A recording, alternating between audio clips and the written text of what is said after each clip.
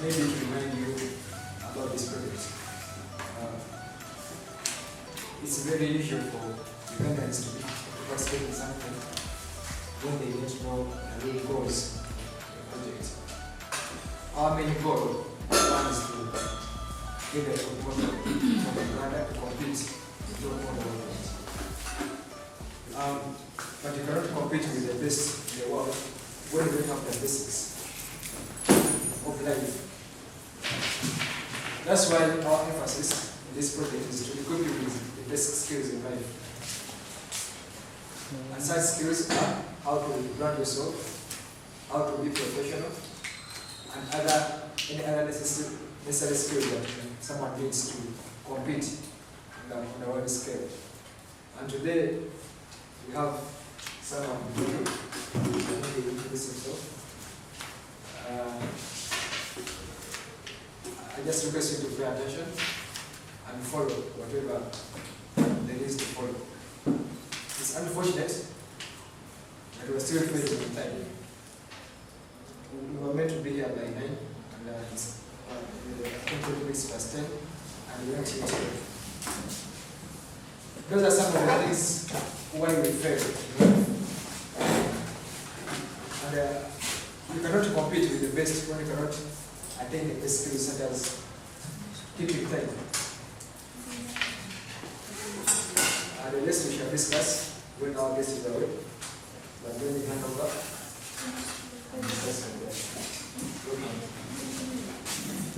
thank you.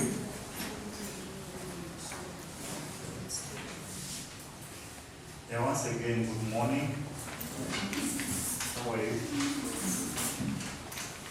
Are you fine? I don't know why you look to be a bit timid. Everyone is too composed. Are you always like that, or that's just for today, for now? Anyway, before I introduce myself and before I talk about the purpose of this talk and how it's going to be modeled, I want to first know a bit about you, because it's always good that when you're engaging, you want to know each other, you know who you're talking to, so that you can be more comfortable and that you might also be able to know what you can say and what you don't say. But in this space, I imagine that everyone will have the freedom to say what they want to say. So we shall go around introducing ourselves, and briefly what I want to hear from you, just your name, your hobbies, and maybe just one thing that you hate. Your name, your hobbies, and one thing that you hate. I'm trying to be as honest as possible. This should apply to the entire engagement. Please try to be open, try to be honest. I think that's how this can be productive. Where do we start from? Let's start from here. Your name, hobbies, what you hate, and then where you come from. Hello everyone, my name is Ssentongo, and I love cooking. I love reading books. I think being part of that will help with that. And I have a same piece of thing I want to do it with. That's where you're from. I'm going to road. Okay. But that's why you said. All right, thank you.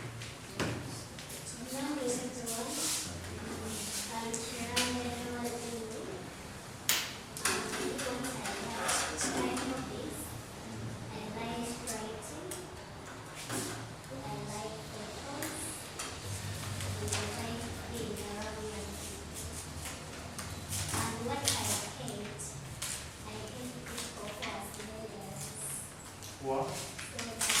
Slanderers, those who insult. Okay.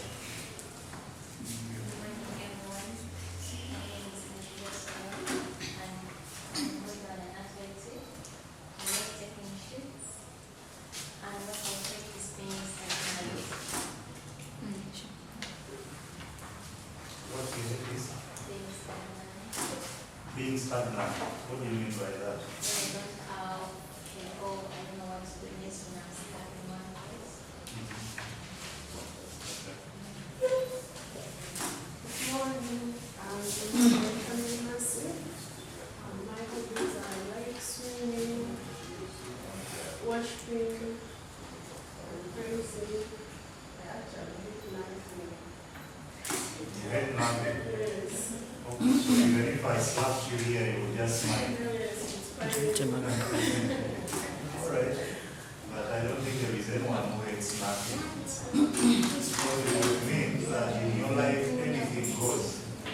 If anyone lies to you, it's okay. If anyone insults you, it's fine. I'm fine with everything. Oh, okay. All right. Hello, I'm called Nakunda Muka. My hobbies I like singing, dancing, and I hate lies. Hate lies. Hello, my name is Nebona Charity. My hobbies is I love to know new places, I love traveling. I hate missing chances, that's something that can change my life, either physical or financial. You hate what? I hate missing chances. Missing chances. Yes, I try everything. Yeah. Everything, including drug dealing. It's not really drug dealing, it's something that makes me, something that's not going to hurt someone. Anyway, maybe I need to really think about it, but I can't do drug dealing. Hello everyone, I'm Honey Rose. I'm also a practicing chef. I love cooking, traveling, and I hate pretenders. Pretenders. Yeah. Who are those? At least like you be truthful, but I'm coming to pretend like your friend or someone who is behind you. Yeah. And then.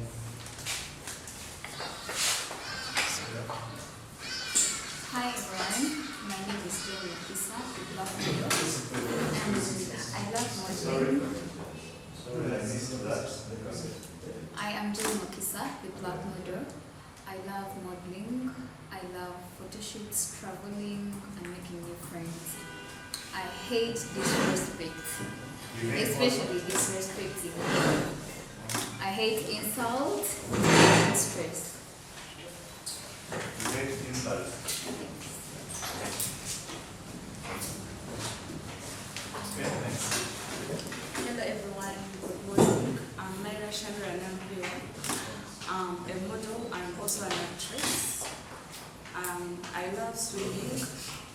Yeah, basically swimming, and I love peace. I hate stress. I hate stress and anything that goes with it. Just don't stress me and then we are cool. And what if work is stressful? I can't let work stress me. I can't let work stress me What because do you it's do? work. What do you do when it stresses you? It can't stress me. Oh, Work is work. Why would I be stressed because of work? like even when you have too much work, more than you can handle in a day's time, and that runs all through your week, you feel stressed. I can't let it go there. What do you do? I do my work in time. I always struggle on myself, that's it. Okay, Yes. thank you. Next. Hello everyone, I'm Martin Priscilla. I'm also a practicing chef. I love modeling. I love cooking. What I hate is disappointing. Disappointment. What kind of disappointment? Like when you promise me something, I don't fulfill it. Thank you. Next. Hello everyone, my name is Nafula Joyce. My hobbies are reading, swimming, and I dislike to go with false promises. False promises. In other words, you like honest people. Next. Hello everyone. I'm Tracy Basila.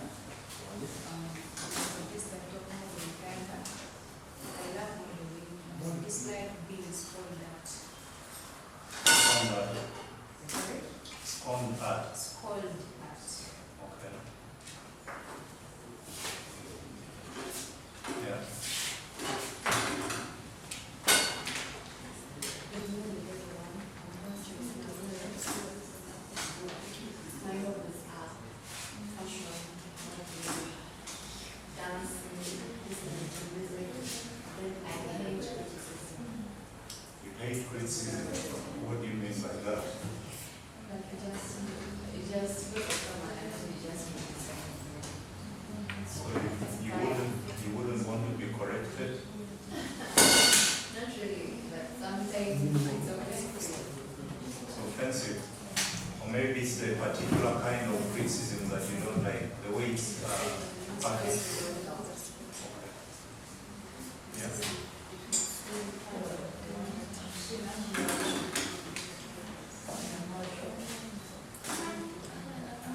I love fashion. I love honesty. I love entertainment. I hate dramatic Dramatic people. What does that mean? people who make a big deal out of something small. Those who make a big deal out of something small. That's interesting. And what if it's necessary to make a big deal out of something small? So it depends how you bring it out. There is a way that causes chaos, and there is also another way that the question maybe a calm way. Okay, because I hear many people saying that so and so is dramatic, or I hate drama, but I don't exactly understand what it means for one to be dramatic. Maybe I think this person acts, or this person is funny. The person requires attention. Attention. Yeah, unnecessary attention. What is unnecessary attention? You like attention where it shouldn't be. Okay. Yeah, thanks for the self-introduction. Maybe just one thing that I would want to run around. And this will be a bit of an ambush. Maybe I'll give you a minute to reflect. I'll ask each of you just to name the city you would like most or you love most. A city or a country that you love most. Of course, I'll also ask for the reason why you love it. Does everyone have one, or some of you have first thing? That's the name of the city or a country that you love most, and the reason where you feel I shouldn't die without getting to that city or that country. It could also be Uganda, so not necessarily outside Uganda. Since she's ready, we can start from her. After that, we will follow that order. Side there. I love my country. Your country. I love Uganda. Uganda, why? Why? It has the origin where I come from. There is no way I can just wake up one morning and look like my country. So it's the best country you can ever think of. Yeah. It has a history of my ancestors, it has a history of where I come from, so why would I love my country? Oh, okay, that's interesting. I love Paris. So because of its adventure, it's so beautiful, and every tourist would want to go there and look at those nice buildings. Like which building? Like those ancient buildings, artistic buildings. Because if it's ancient buildings, maybe you would love Egypt more. No, to me, I would prefer Paris more. All right. Yeah. New York. Why? It has the best models and it has the best fashion shows. Okay. Or is it because of the things we hear about New York and the songs that are sung about it? And fashion, yes, everything. Okay. Yeah. Me too. Mm-hmm. Me too. I'd love to go to New York and New York? maybe, yeah, New York and Paris. Okay. Yeah. Now that you talk about New York and modeling, the first time I was in New York, I visited a certain place called Times Square. And one of the shocking things I saw there, that there were some semi-nude girls. It's a very busy place, just like City Square. Of course, more improved than City Square. But quite busy, it's an open place. There were some semi-nude girls. Did I say semi-nude? Only their private parts were covered. I don't know whether the word private parts is appropriate because for some people they are not private. So only their private parts were covered, the breasts were out, and they were walking around the square. They had painted their bodies with the flag of the US. Most of them looked Mexican or they're from that part. And people had to pay money to take photos with them. And there were so many people paying just to take a photo with a nude girl. Is that part of what you want? No, but I'm talking about fashion shows, I'm talking about the modeling, the painting. Okay. Well, I pretended I was disgusted, but I also had to walk to a certain place somewhere and I took a photo from a distance. Just to show people back home that this happened somewhere. Yes, you say it's also New York. Paris. And Paris. Oh, you don't have one. Yeah. Okay, why Paris? Yes. They are shaped. Okay. They are what?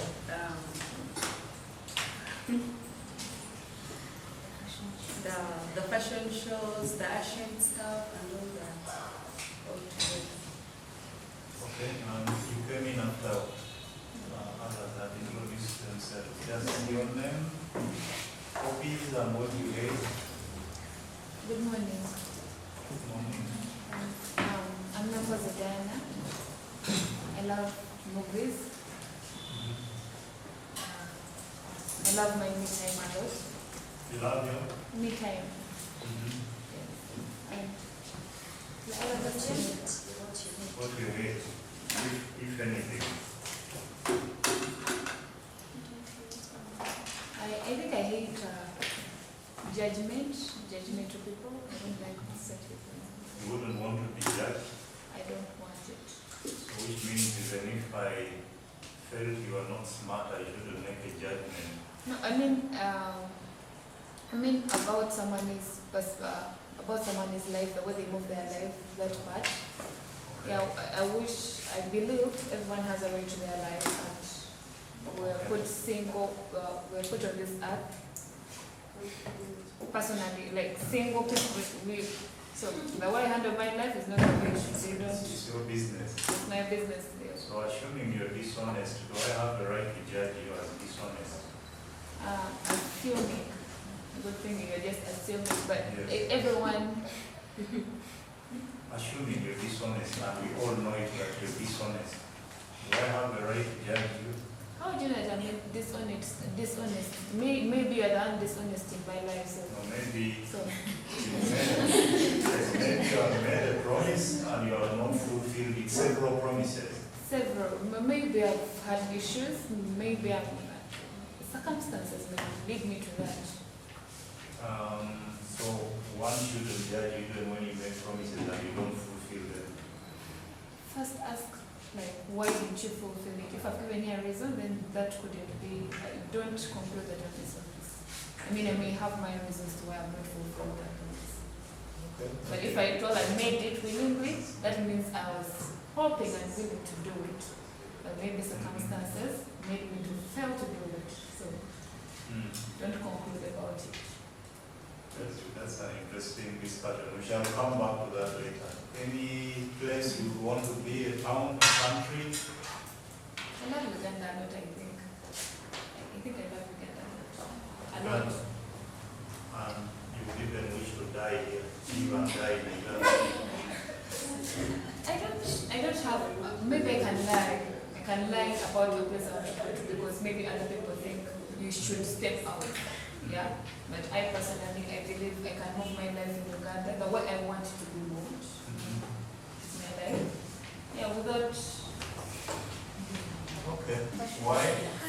Well, because it's cultural for kids. It benefits me. Who has been talking to you about Paris? We see online. Milan. Okay. Yeah? And you don't have a specific country, Mm. just a whole continent, and that's Europe. Europe. Yes. So wherever in Europe, even if it's in Russia or Greece. Okay. Okay. parts of Europe you have no idea about. Maybe. Otherwise you wouldn't wish to go there. So even Greenland. Iceland. Okay. Yeah. Why Europe? Sorry. It just fascinates me as a continent. What fascinates you about it? Their history, their people, Mm. even their politics. Okay. Yeah. I love Miami. Huh? Miami. Miami? Yeah.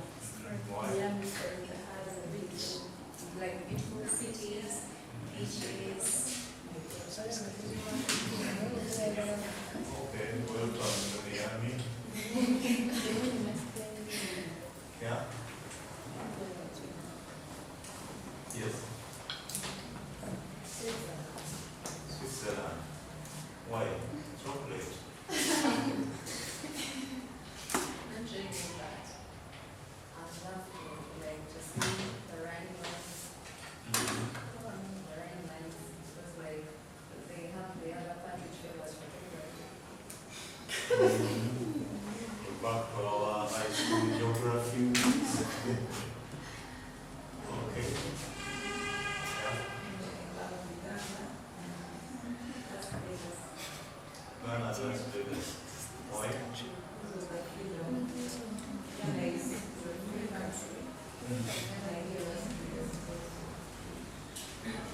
Okay, Uganda is free, Las Vegas is free, but there are so many other free places.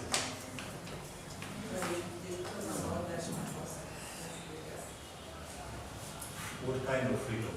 Freedom to do what? Because I know even in those places, even in Uganda, you're not free to do everything. But at least they're not as strict as other countries. So the freedom to do what?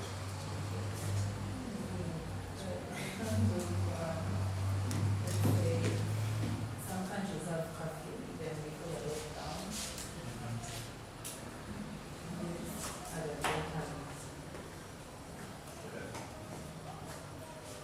All right, thank you. Now, before we go any further, I think we might need to first read on a few things. I'll come back to some of the things you have talked about. They are important, they were not just for starting. I think we need first agree on the rules of engagement for our interaction with it. What are some of the things you want us to observe as part of our interaction today? Maybe we call them guidelines or the ethos of our interaction. We need to start from there so that we are all at the same page. Yeah? Order, like if at all you want to say something, you raise your hand. And also respecting someone's opinion, because we are all grown ups, everyone has an opinion about something, and it's their opinion, nothing. Okay. Respect each other's views even when you don't agree. And I think that's a very important value, one that lacks a lot in our society. When you check our social media and how people respond to things they disagree with, you realize we have a big problem. So respecting doesn't necessarily mean that you agree or that you shouldn't respond, but how do you respond? So we should respect each other's views, and we should be orderly and supporting to her. If one is talking, then I shouldn't hear another person talking at the same time. If you want to come in to say something,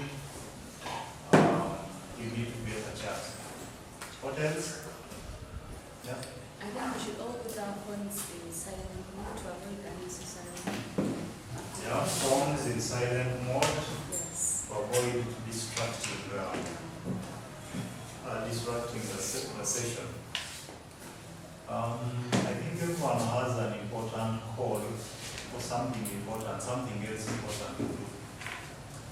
At times you see, even when as I introduce myself later, I'm a lecturer, but at times in the middle of a lecture, you see students going in and out to pick calls. And I ask them, do you think I don't get calls as I'm teaching? How would you feel if I keep moving in and out to pick calls? Except if it's something very urgent, maybe my mother is sick, I expect someone might call, maybe they need me urgently, I'm the one to help.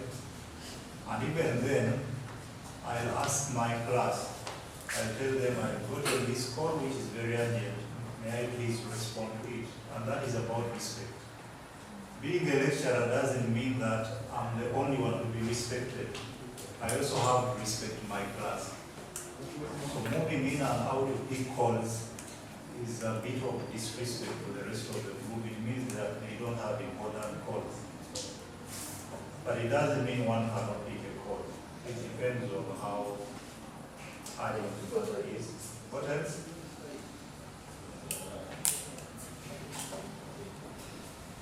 You look like you want to say something. Sitting posture. Sitting posture, how should it be? You have to sit upright, else you will doze off. Huh? You have to sit upright, else you will doze off. Oh, you sit upright or else you doze off. So people shouldn't sit like this. Okay. Well, personally, I wouldn't have a problem with it, for as long as one is one attentive, two, that you sit respectfully. There are also sitting postures that are not respectful. There is a photo that was making rounds some time back. It was a meeting between the Katiki of Uganda and the Kabaka of Toro. And people were commenting about how the king of, not Kabaka, the king of Toro. People were commenting about the way he was seated. He was seated cross-legged. And I think it's, everyone has their mannerisms. Some people are used to crossing their legs, such that even at certain points where you shouldn't, you forget. So he was seated like, I don't know whether I can get it right.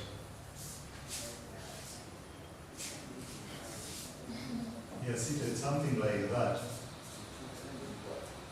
Yet the particular was composed, and some people are commenting, this is poor bringing. Well, I don't know whether it's necessarily poor bringing, but it was just to raise that point that this was not, it was not proper. So as long as one is not going to spread out their legs as they are seated leaning back on their chairs, if you decide to lean back, it's okay, because I don't expect you to sit upright all through. That's also not healthy. And it can be an indication of tension or an indication of powerlessness. You know, our bodies always communicate, and people read you according to how you posture yourself. Many of us are used to this posture, and in some of our cultures, it's a sign of what? Sorrow? I think this is a sign of sorrow. Okay, it's relative. I think different postures would mean different things in different cultures. But in some of our cultures, this means what? Humility. That if I'm talking to an elder, I might have to put my hands across like this. Or I might have to stand with my hands straight, hanging straight. In some other cultures, especially Western cultures, European, American, this posture means nervousness. If they see you seated like this, maybe during an interview, feel like this, they'll judge that you're nervous, you're not confident, you're shy, and you're powerless. That's why I emphasize that these things are relative. You just have to know where you are and how to act accordingly. So sitting postures, I leave that to you. As long as it doesn't distract the rest of us. We had graduations all through this week. I heard that one of you graduated. Who is that? Oh, she's not around. She's still partying. Yes, and I'm on a WhatsApp group of Makerere administrators. Yes, administrators of different units. And from yesterday they have been discussing dress code. bit strange. There are so many things that happen during the graduation. For instance, the statistics of the ratio of boys to girls that we had, I think 58% of those who are graduating were girls. Instead of debating that, we have been debating dress code, where certain lecturers, certain professors are complaining that increasingly graduates are dressing indecently. That you get someone coming almost naked with a dress waist high, only with a gown hanging around. And some others have been responding, asking, but why should we regulate how students dress? It's a free world, let them do whatever they want. So the debate is still raging on. Even as I came here, it was still going on. But we shall talk about that later, still. Some of us hold those sentiments that in a free world, everyone should be left to do what they want. Others feel that there should be regulations. Which side should we take? We'll come back to that. So we can go with those as our rules of engagement. Let me introduce myself and what this talk is going to be about. And I don't expect it to be very lengthy, except if it gets too interesting. Oh, the two of you came in when we had already moved. Your name, hobbies, and what you hate, each of you.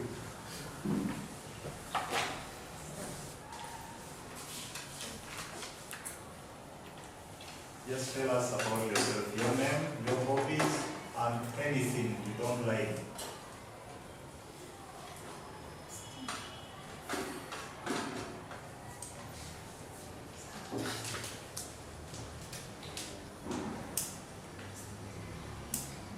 The words have jumped. Huh? Okay. I'm by the terms of career now.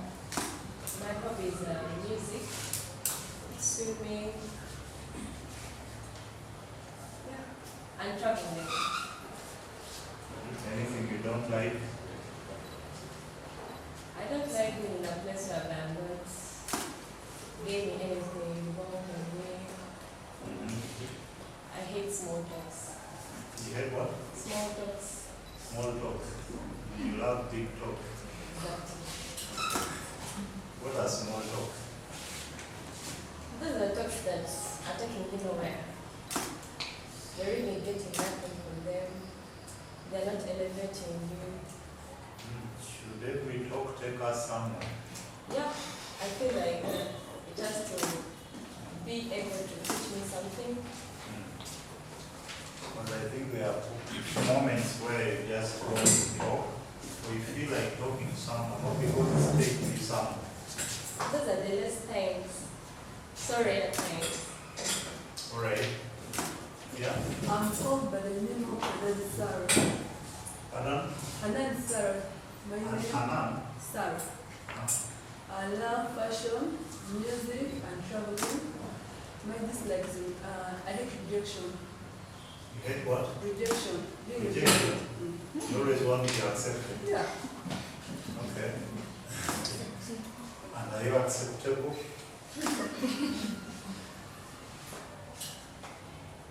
I'm already violating one of the rules of engagement, so I'm switching this off. Why do you hate rejection? I feel bad when I'm rejected. Only that. Yeah, I feel like I'm not fit. Okay. All right. Thank you.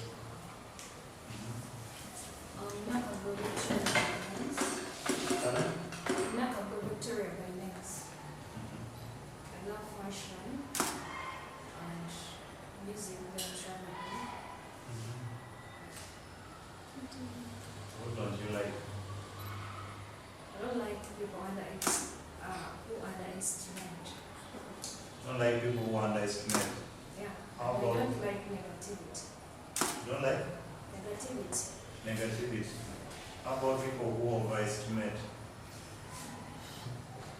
Over. Eh, said you don't like those who underestimate. How about those who overestimate?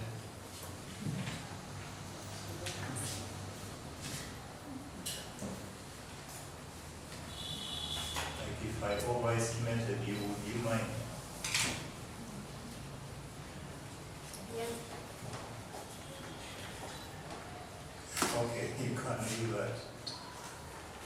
And about myself, I'm the one who determined what you talked about, what you told me about yourself. What do you want me to tell you about myself? What you hate? What I hate? Okay. What else? Name? Anything else, feel free. And I hope you don't have any boss here that you will fear. I don't really like talking in a place where people are not free to talk. I come from a background of philosophy where we treasure freedom of speech. And maybe partly because of what I do. I always want people to be free, respectfully free.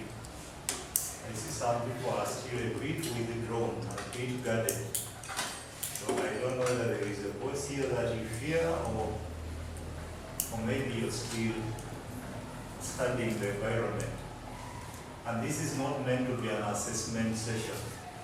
It's not meant to be a judgment of people. It's not an interview. So there are no appropriate answers. Maybe if I answer like this, they are going to think this. If I answer like that, so this is the best answer to give. No. So what else? What are your future plans in 5 years to come? My future plans. Yes. Okay. Yeah.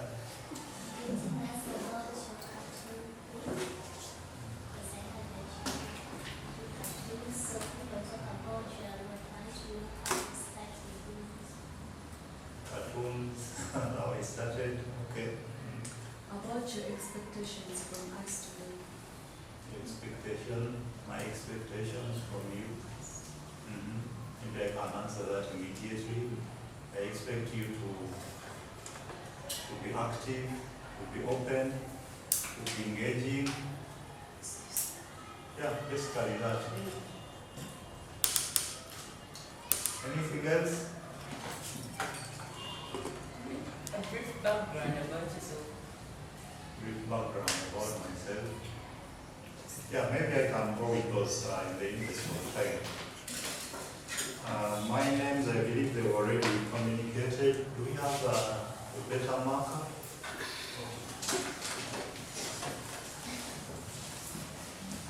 Yeah.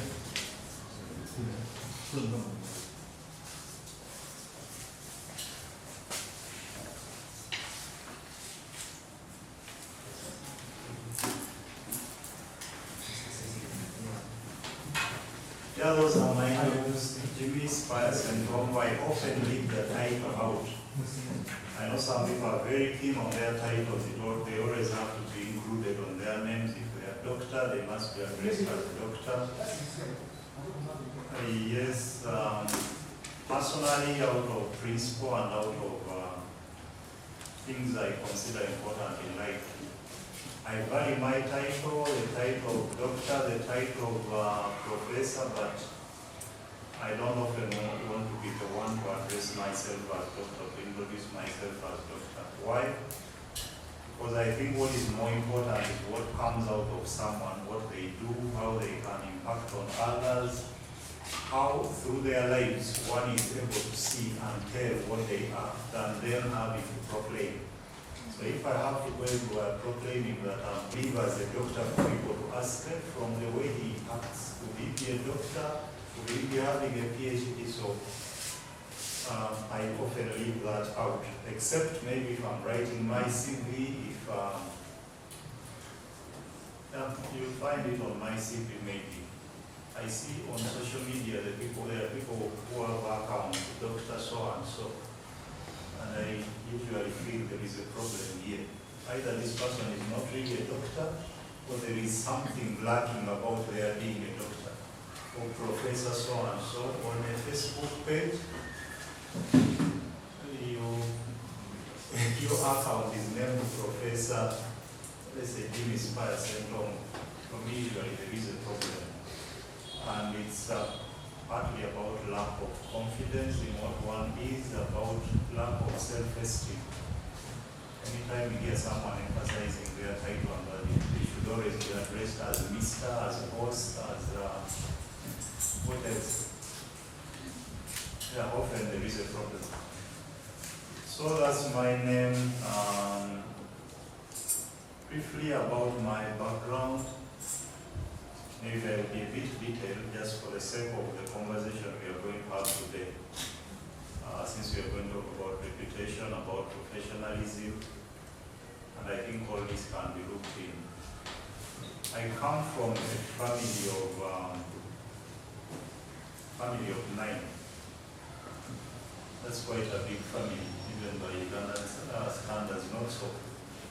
8 of us are from the same mother, and 1 from a different one.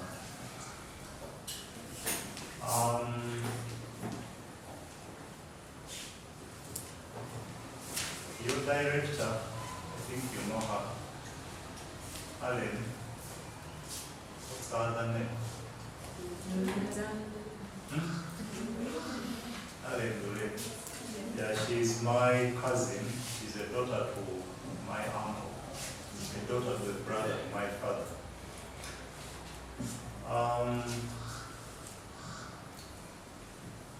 My father was, and I'm not saying this to boast, it's for context. My father worked with government and he held a big position. He worked as a permanent secretary in a number of ministries. And my mother was a housewife. She was trained as a nurse, but my father preferred that she stays at home. I don't know whether control or he was insecure. Now, because my father was well blessed, he had a big position, and of course we are all referred to as children of so and so. His name was prominent. We grew up in a certain kind of life, but which he didn't seem to want us to grow up in. He didn't want us to identify as his children, especially by writing on his name. So he would often remind us, he would be seated, let's say having dinner, and he says, treasure your education, you have to make your own future. Everything that is here is mine. I remember one time he pointed that electricity was off, we're using these lamps, what are they called? In Uganda we call them something like this. So we're using that kind of lamp. If we can get another marker, please. Yeah. And he said, everything here is mine. I can even wake up tomorrow and I decide to sell that light. Even this house and all the land. All I can give you is education. Well, at that age, I think I was around 10, 9. We felt like it was being hard to us as a parent, because as a child you want to feel like everything your parent owns is yours. You're part of the family. But here you have a father who keeps repeating all the time. He was very reserved, but anytime we get a chance, everything here is mine. That's when he had taken something after drinking. Because when he had not taken something, you would hardly get a word from him. He would return home, quiet, goes to his bedroom. You see him coming out to take supper. After supper, if he's not going to drink, he's going back to his bedroom. Quiet all the time. And when he would talk, those are the kind of things we'll be talking about. Everything I own is mine. You have to make your own future. All I can give you is education, because that's what we need, and proper upbringing. So as a child, I felt, or many of us felt, that this was a bit harsh. But somehow, as a grown-up now, that's when many of us are able to appreciate it. When I was in senior 1, he died. senior one, I was 13.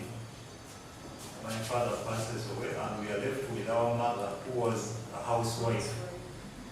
A housewife with 9 children to bring up. Because my father was this kind of person who did not believe in corruption, who was not business oriented, and which is common with many of our government people at that time, he had not really made investments. All he had was family land where there would be a banana plantation maybe, and the houses, which you didn't have much to do with. So when he died, we were almost on our own, plus the relatives, the uncles, the aunties. And now that's when the other message starts coming back. Everything that I own is mine, you have to make your own future. And even when we start looking at what he owned, we saw that apart from using it at that time, there was really nothing much we could do with it. Maybe selling it off, but even if we sold it off, afterwards, so what? Maybe we'll get fees enough for 2 semesters or 1 semester, 1 term. So we are left with our mother who hustles, and by doing this and that, somehow she manages with the help of relatives to take us up to 3 years later, no, 4 years later, she also dies. I was in senior 4. The youngest of us was, at the time our father died, the youngest was 5 years old. Which means by the time our mother died, the last born was 9 years old. So we stay there in the house on our own, and we start scattering. Some go to this uncle, others go to this auntie, others go to a family that was together held by a father who had a big name. Suddenly you're all orphan, and the big name doesn't really matter that much. We used to get so many visitors, people frequenting our home for opportunities, for contracts, or this and that. When our father died, we didn't see any of them. Actually, we last saw most of them, if not all, at the burial. After the burial, nothing of them. Even when my mother made attempts to call some of those who were close to him for assistance, when they would hear it's, who is it, Mrs. So and so, oh, okay, I'll get back to you. That would be it. We had a number of options, not that we didn't really have an option. One of those was to drop out of school and start hustling. Maybe get some big job to make money. But because we still had that message of our father, always ringing a bell in our minds, the only investment I can give you is education. And he would also tell us about his own story. He would say, my father refused to pay for my education. Of course, his father was not well off, but at least he had some means. He had some coffee which he would sell, but he would use much of the money from it for drinking. He would tell us, my father did not educate me. It is my uncle, my Luganda, we call it Hakomoto, who took me up because he had no children, and he offered just to give me some upkeep. But what I would do, I would go to school and I would talk to the headmaster to allow me to stay at school during holidays, to work for the school, so that that covers for my fees. And those who are called by then were called school dependents. School dependent is one who would, during holidays, stay at school, maybe dig in the plantations of the school, clean the compound, clean buildings all around, such that that covers for your tuition. And he managed to go through like that up to university. And he was the only one from his family who managed to go that far and get a degree. And at the end, his family that was not there for him starts looking up to him as the sole provider.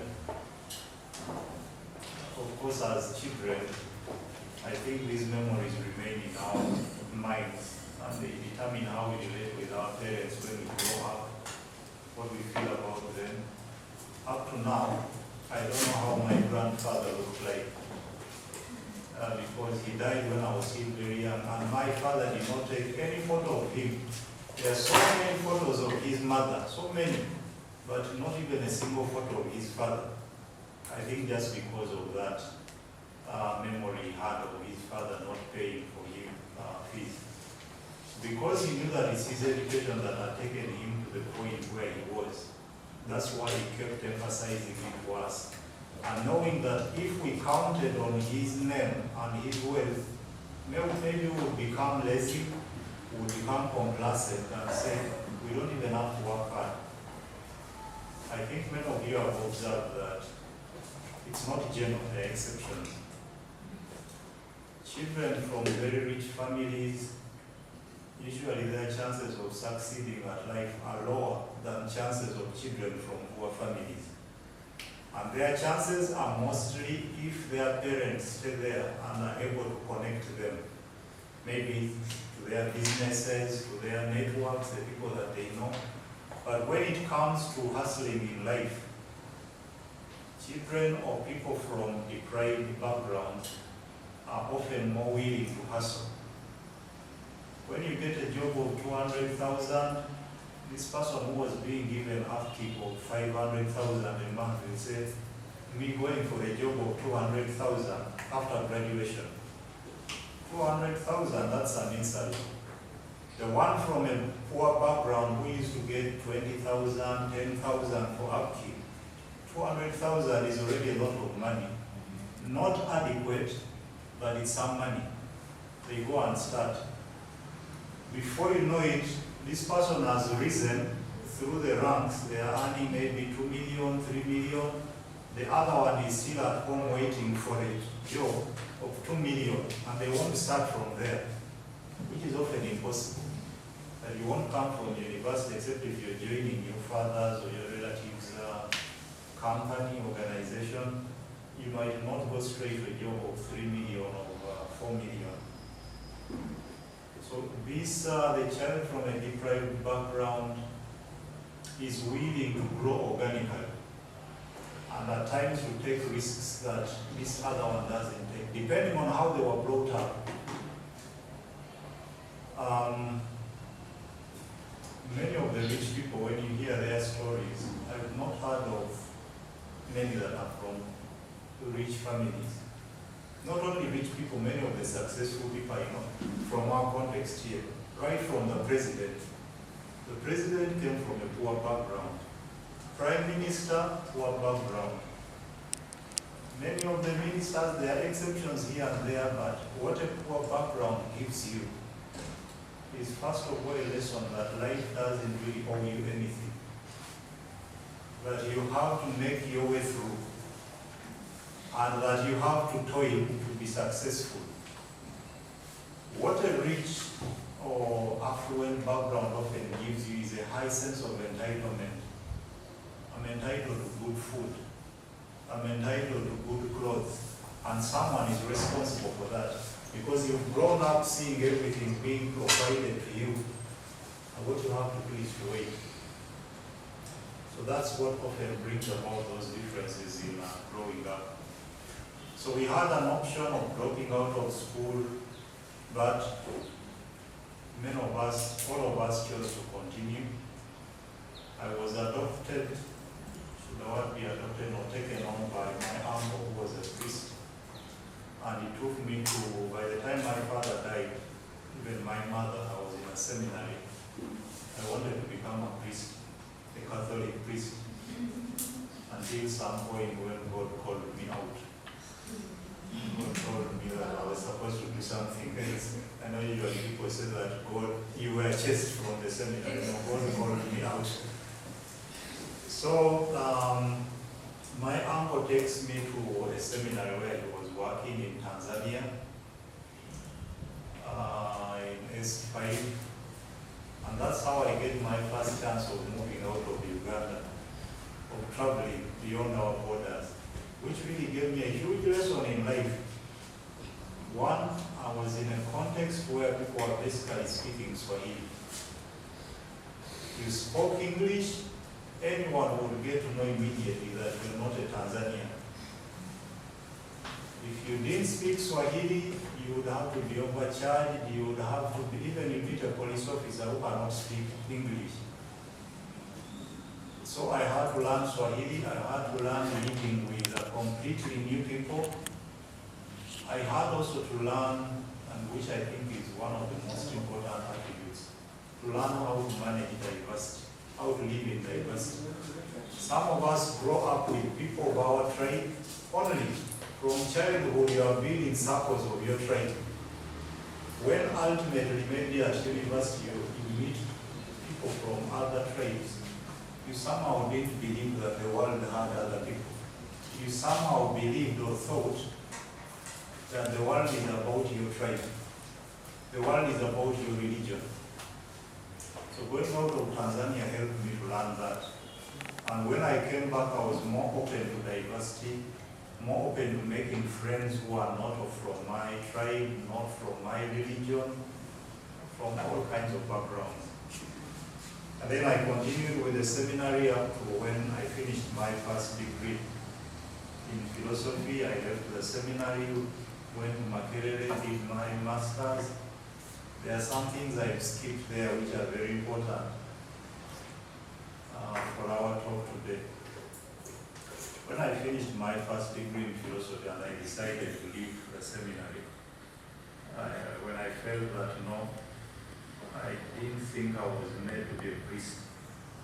It's my mother who wanted me to be a priest initially, and I was insisting because I wanted to appease my mother wherever she was, that she wanted one of her children to be a priest. She had taken 4 of us to the seminary. Unfortunately, none of us made it to this school. So I had that in mind, or maybe my mother will be happy where she is if I would come to become a priest. But then later I had to do some soul searching to ask myself, if I'm to become a priest, am I going to be a priest for my mother or for myself? What about my own calling, my own desires, ambitions? Sometimes, we agreed at the beginning that we should put all our phones in silence.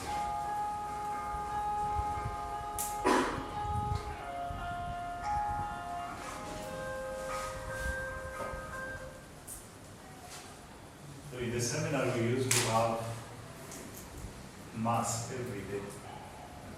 But at times I would go to mass from Monday up to Sunday. I remain in my bed sleeping. That's myself, if I become a priest, am I going to be dodging mass when people are in church waiting for me? The priest is in bed sleeping.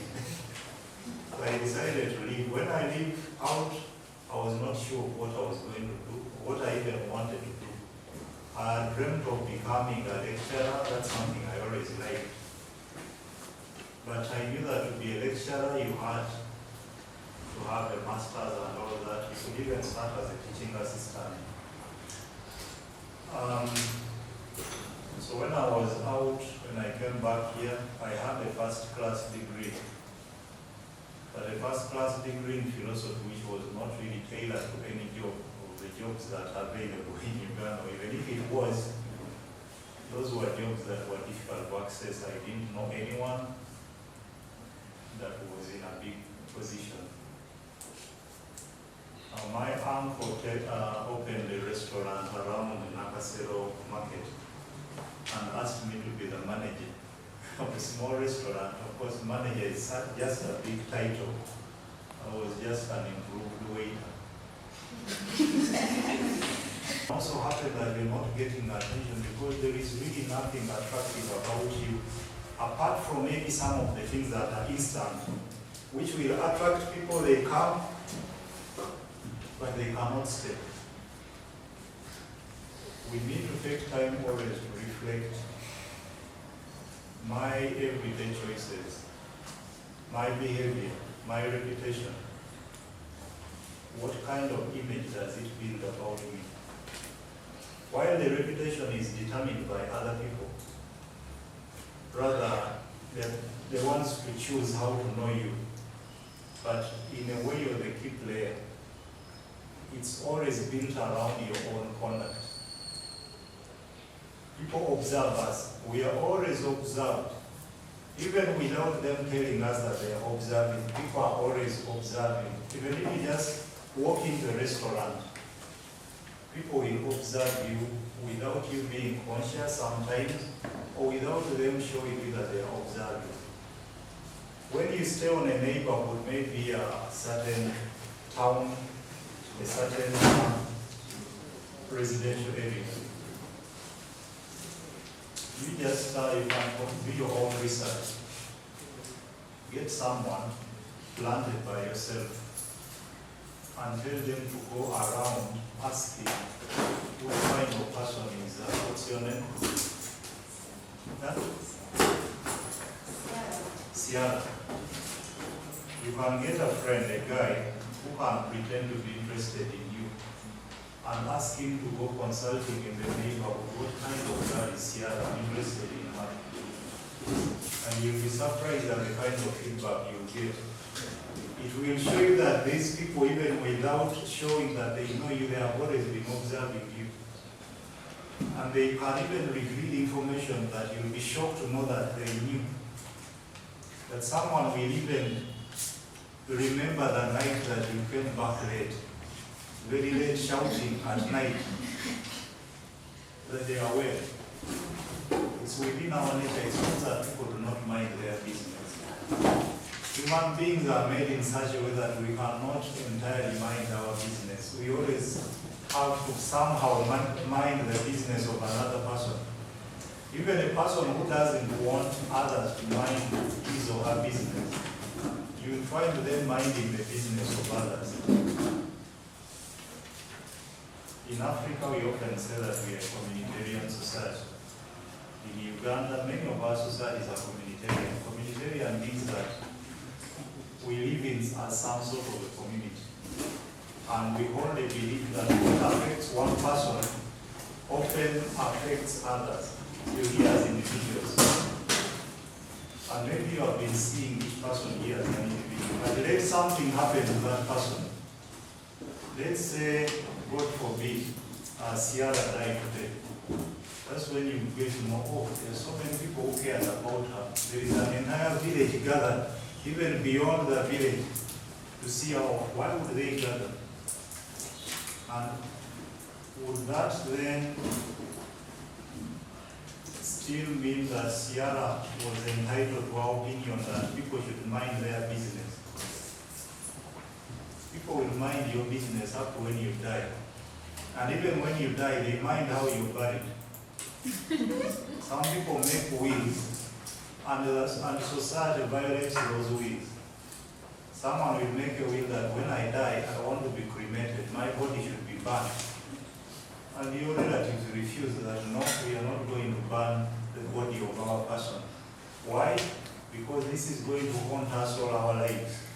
We cannot keep it in our memories that our daughter died and she was cremated, she was burnt into ashes. No, we are not going to do that. They are violating your wish for their own interest, because in our societies you're not alone.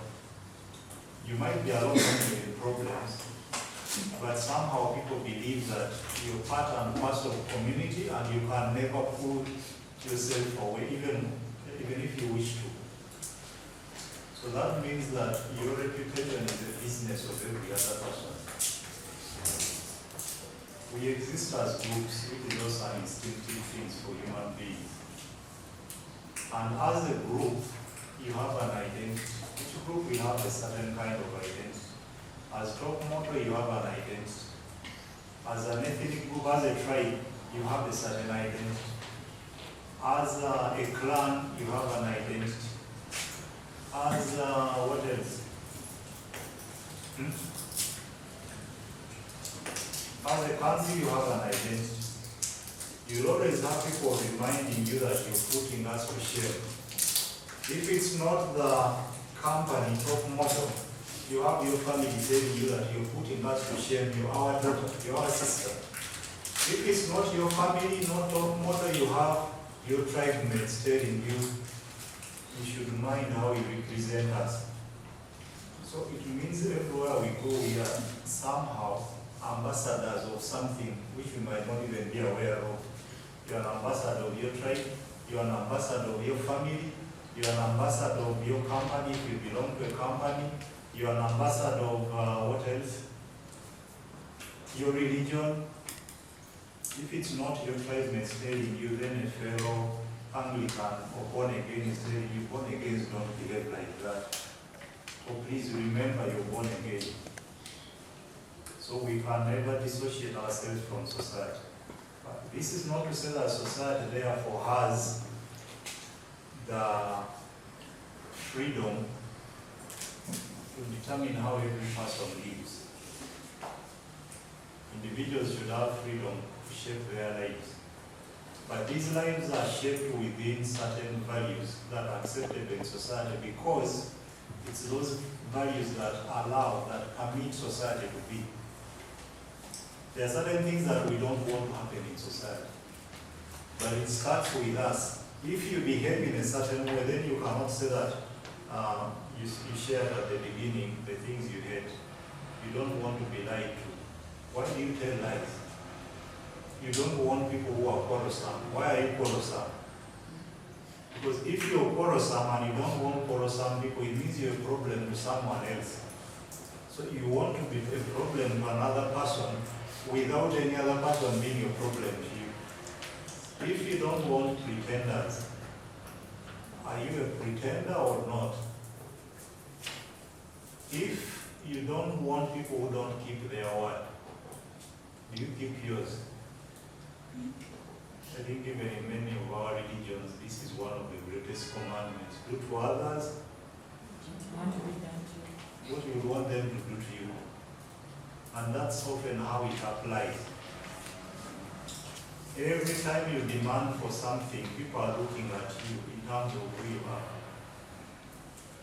There is that saying that sometimes what we are shouts so loud that people cannot hear what we are saying.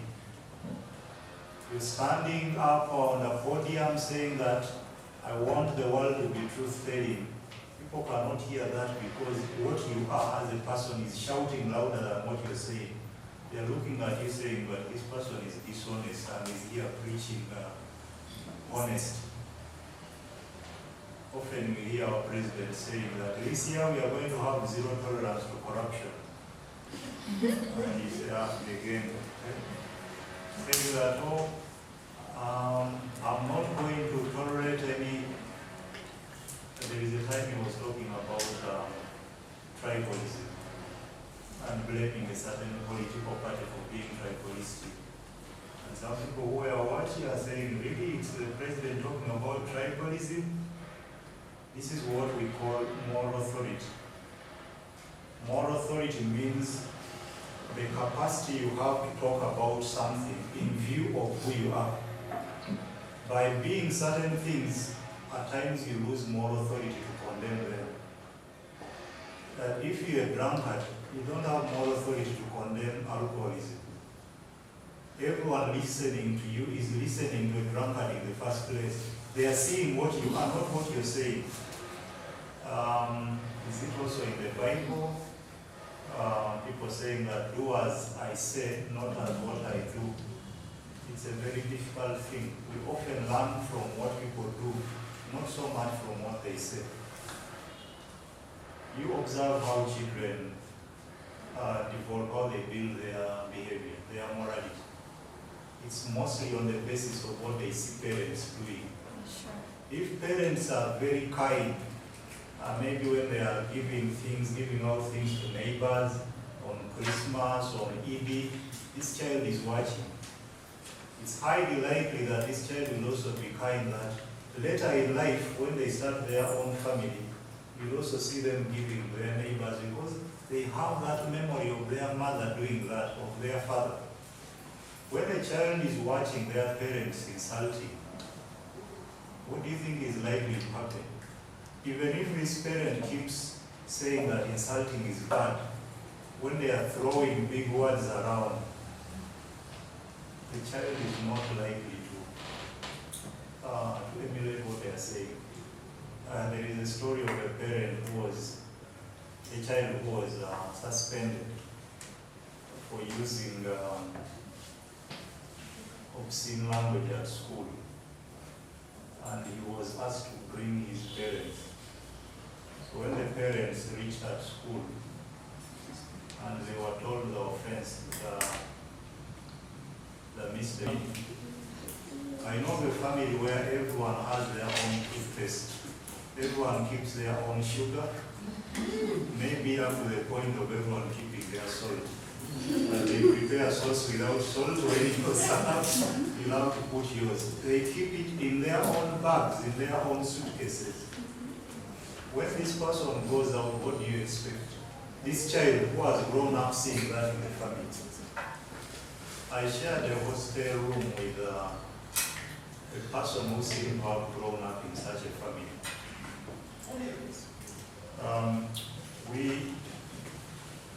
It was a small room.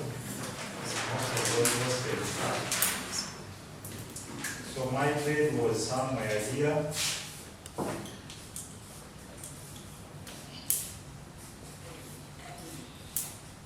And his was here.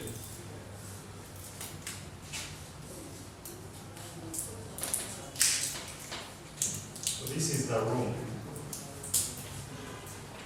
Now when this guy went out to buy and he bought a carpet that would only cover half of the room, only his side. My side remained there. Now I ask myself, if I'm to buy a carpet, should I also buy one that covers my side? Because if visitors come, they will judge us together with him, thinking that it's our way, not his way alone. He would buy bread. He had his own small locker here besides the bed. He buys bread, puts it in the locker and locks it up.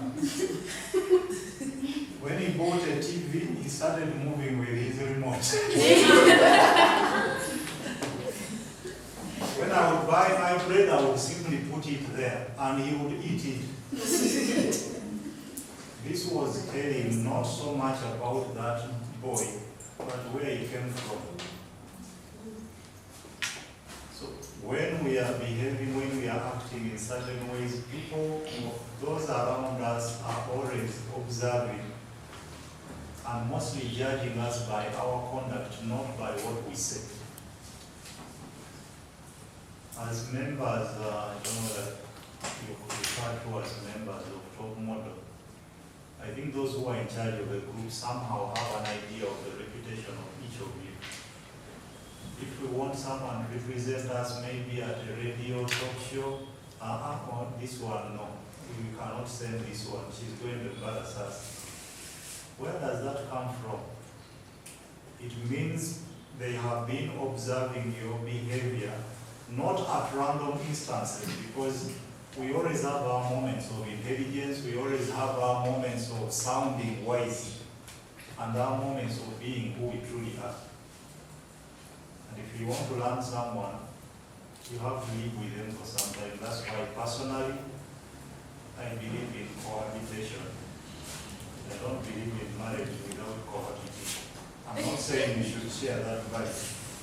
I believe in it because of my understanding of human beings. One, that human beings are very keen about those around them. Human beings are constantly aware that they are being observed, and therefore they have a high potential of acting. Let's say we are dating, I'm dating any of you. How will you behave at the first date? Will you quarrel? Even if you're quarrelsome? No. You'll put up a good show. Even if you're a glutton who eats a lot, you will eat quarter of the food yourself, or maybe half. Why? Because you know that this person is observing me. You behave the same way at home. When you know, okay, even if my parents are observing, but they are used to me, they know me for this. often people get into marriages basing on these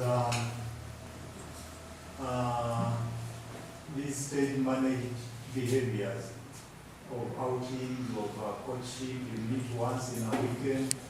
You cannot learn a human being by meeting them once, even if it's for a full year. Meeting them every weekend once, you cannot study them. Human beings are not like dogs that will act the same way regardless of who is present. Even dogs sometimes they have to act.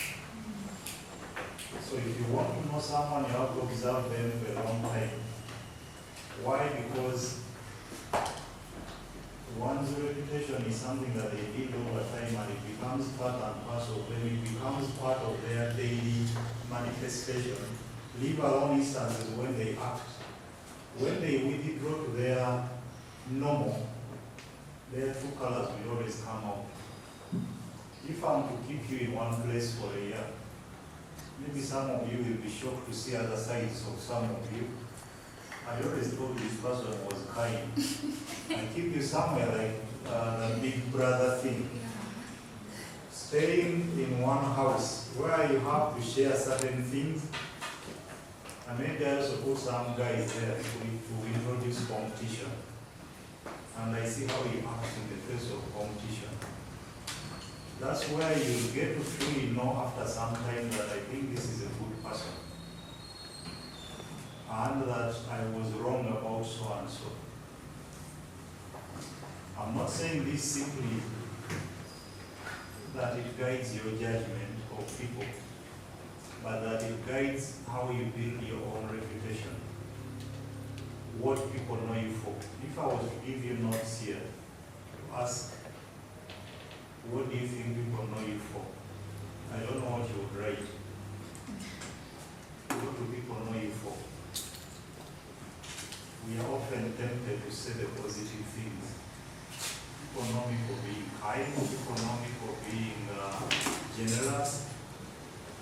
Maybe that happens because we also don't know, or we are not conscious about what people know us for. Sometimes they never tell us. They tell others. That girl, be careful when you're relating with her. Don't leave your phone there.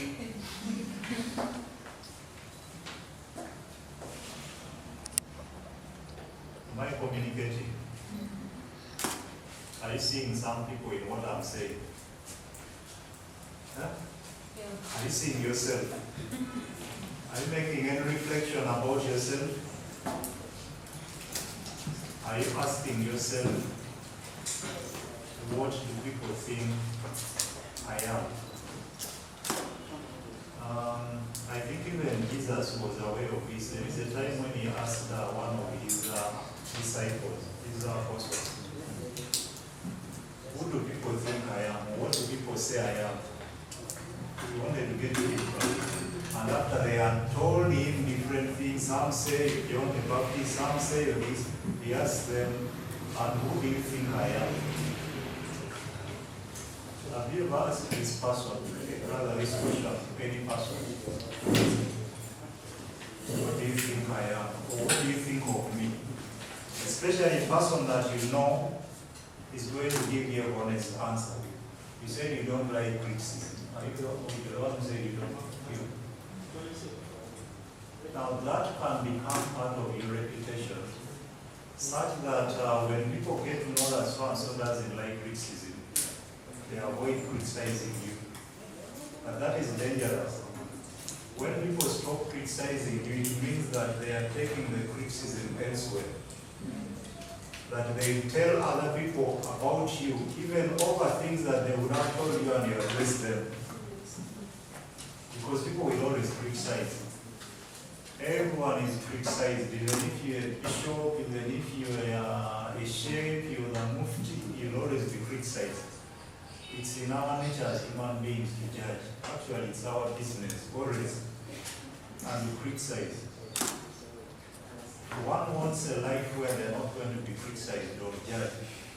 You will not find it anywhere. Sometimes even with people that you think should not matter at all. You're walking on the streets and someone says, hey, the color of the honey. random border guy says, oh, he thinks he's smart, or she thinks she's smart.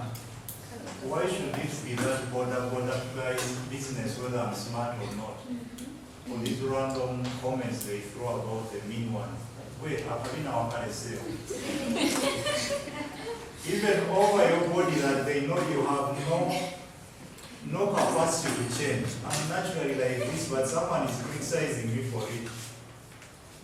Also, there is a friend who is as light-skinned as me.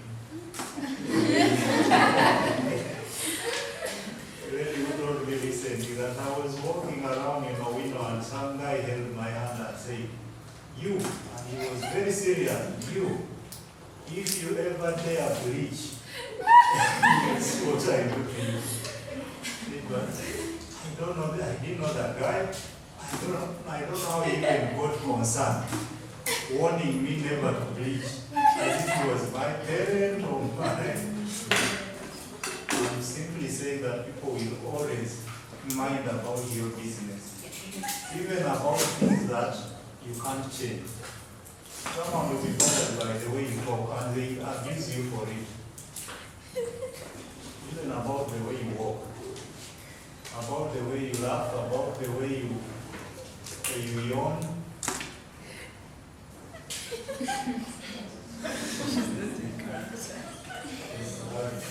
Have you remembered something that happened?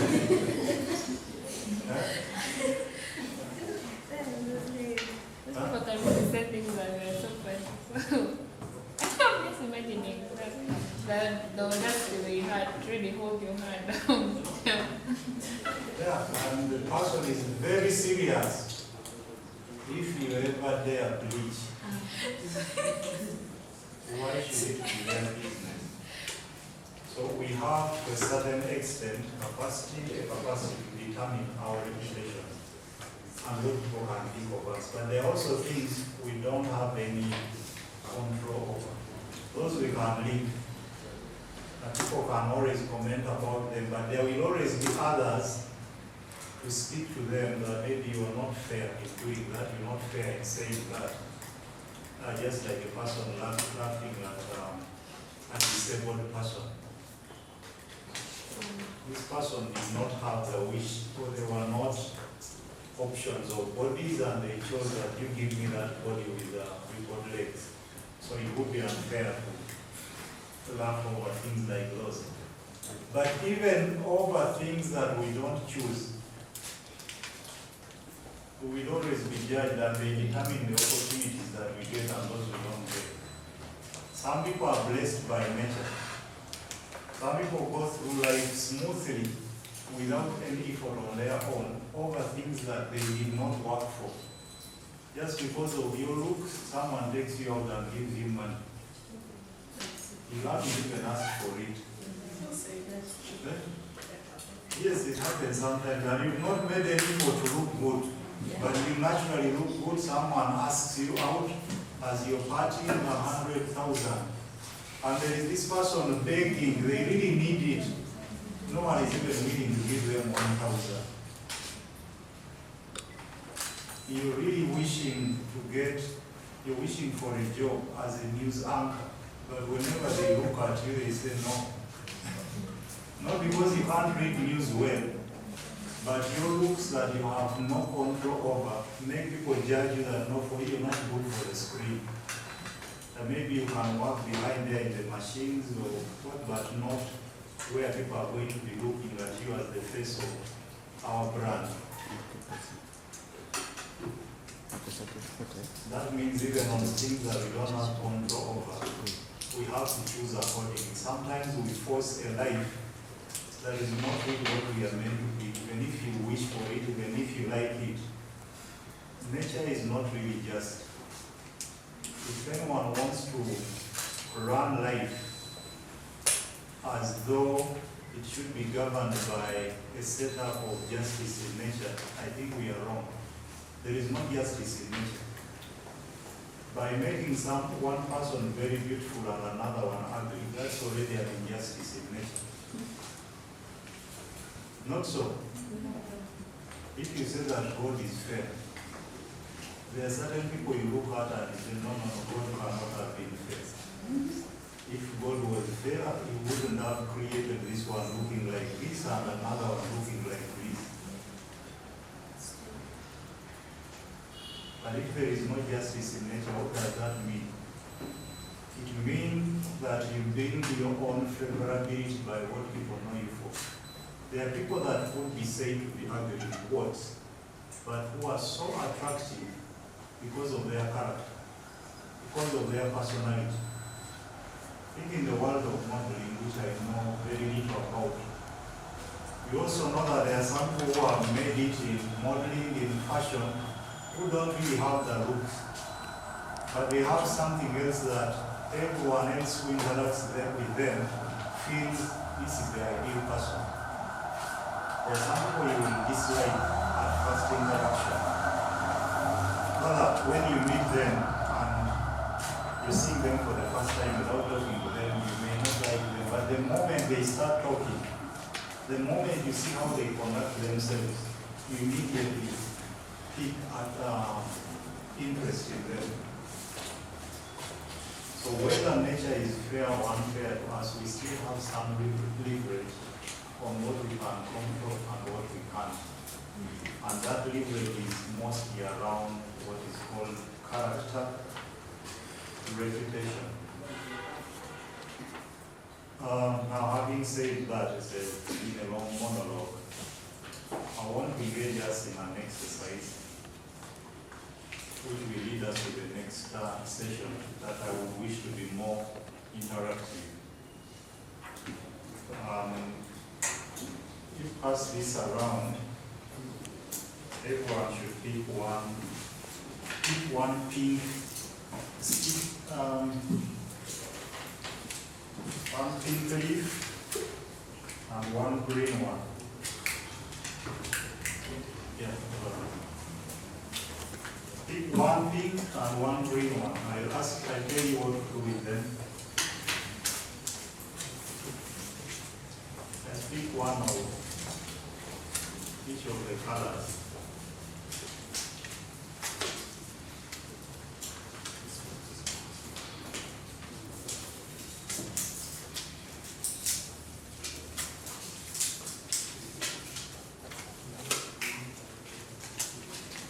One good.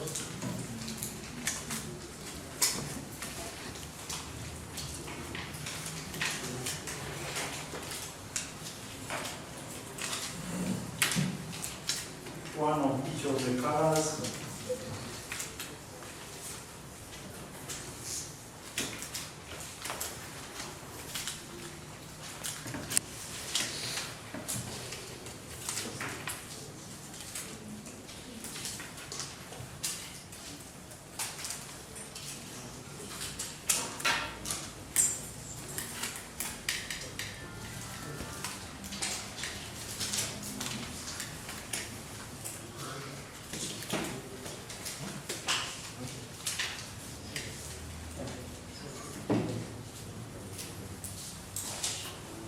Has everyone got? Okay, before I tell you what to do with that, I need one of you to help us live us up with an exercise. Who is volunteering to do that? Just for a second, live us up. We can stand up. We have been seated for long.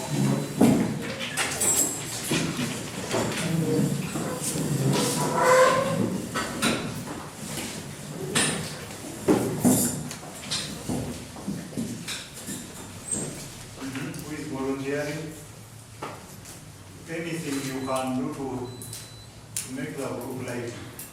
Yes. As long as it's not a difficult exercise.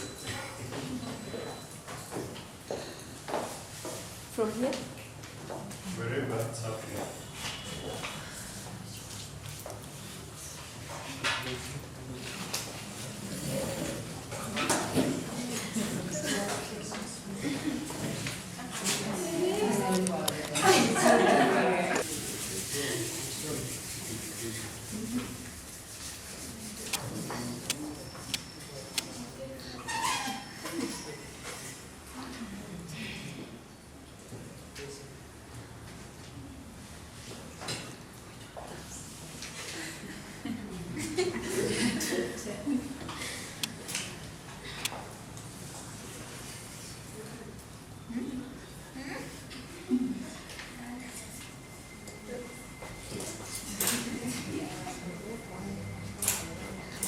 You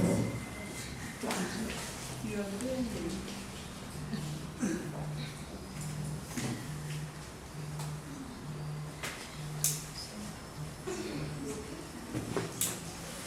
Okay, I think that can Thank you. Anyone who can tell us a joke, a short joke? Okay, let me put those the random mean comments that people make on the road. If someone has ever made such a comment, you can share. A man was walking from Masaka to Kampala. He was using his legs, and immediately the car knocked him, and his legs was broken.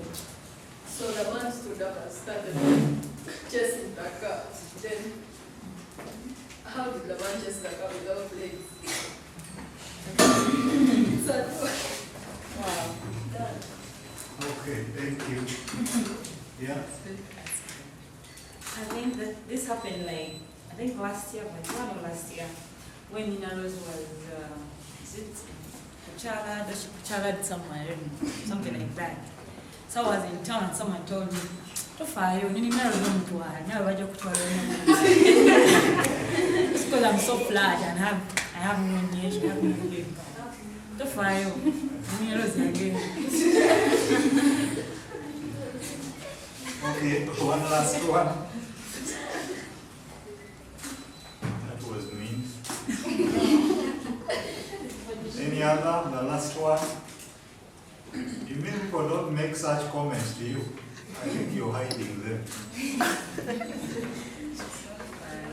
Hmm? Oh, or maybe you just move in upscale places. Anyway, this is the exercise, what we are going to do with those papers. First of all, in the exercise, I would want you to be as free and open as possible. It's just for our own discussion here. You're going to, for the green note, you see the pictures around on the walls?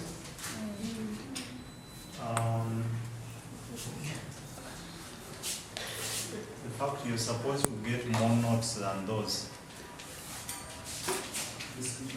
You're supposed to get more than those. Do you have more there? I have some.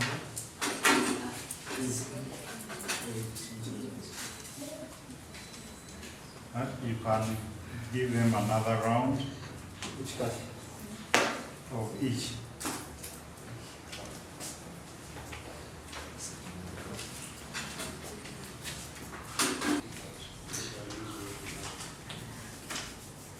More, three.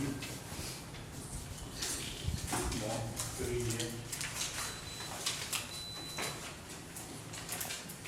Do you have more?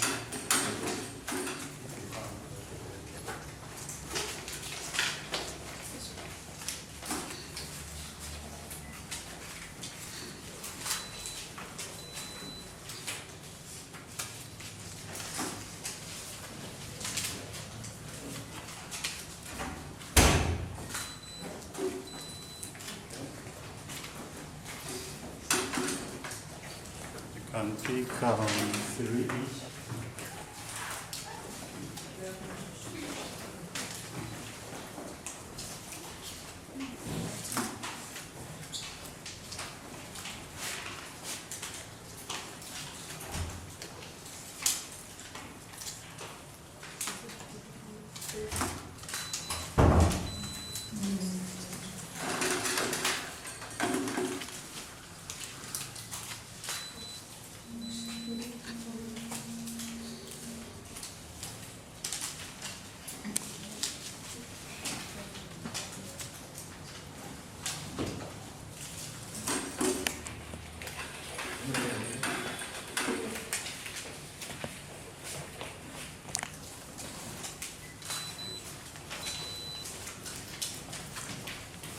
Meanwhile, you can be pushing the chairs forward so that we can have room for moving around where the pictures are.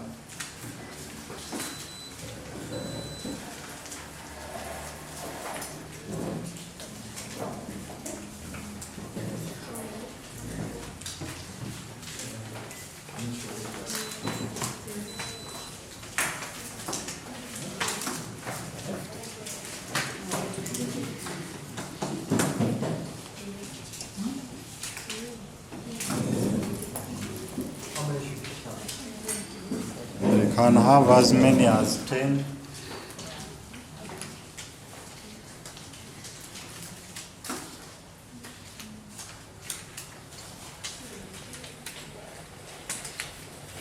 Instead of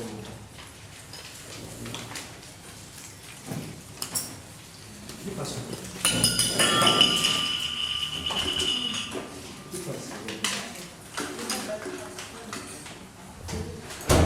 Each you can have as many as 10.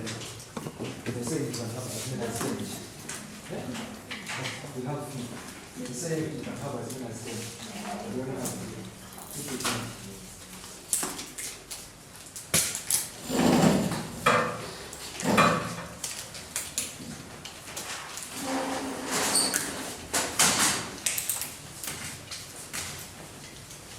And push that forward.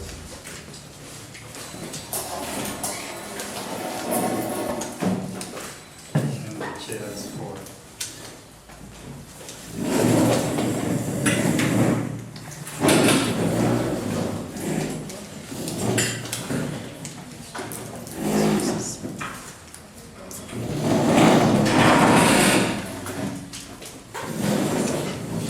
Push a bit.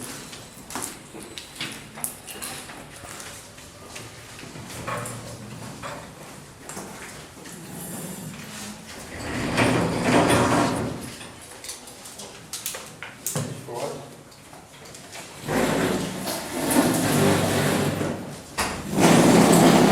Push the chairs in, you don't need them. Even there, push forward. Pushing the chairs, we don't need them now. What I want is this color. Either this or yellow. Maybe any other color apart from this pink. That's if you like the person, if they inspire you, if they are your role model. But then you write there what inspires you about them. You don't have to write details, just a line, outline. Can be 1 or 2 words. If there is anyone you don't like or someone who doesn't inspire you, you can still put the note there, this color. The person who doesn't inspire you, you don't really need to know the person. It can be an activity, someone doing something and you don't like it, just put this color and you also write what you don't like about what you see there or the person. So we are going to do that for the next few minutes. You feel free to move around. And if there is any...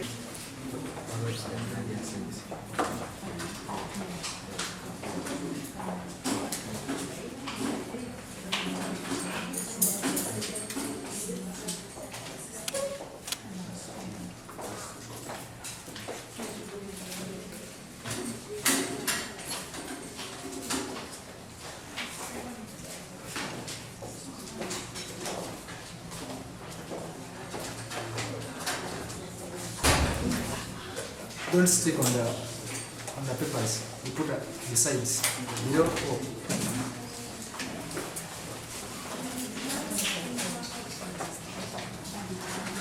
And you don't have to discuss. It's just your actual opinion. And don't even mind what others have put there.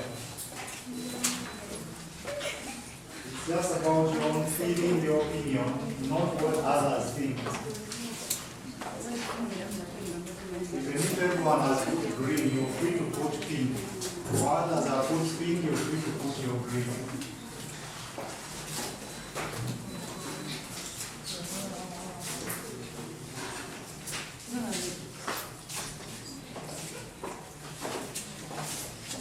You don't have to know the person, but your comment can be on what the person is doing, if they are doing something.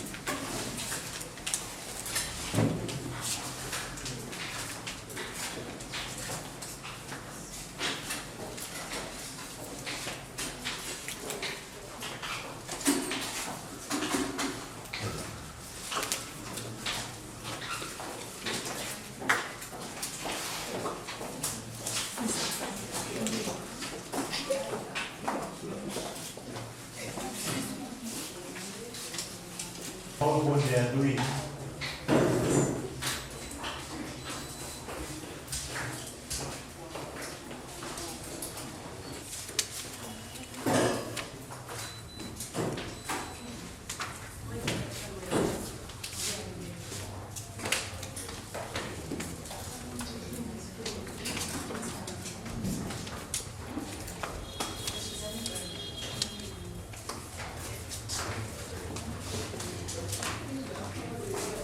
Excuse me.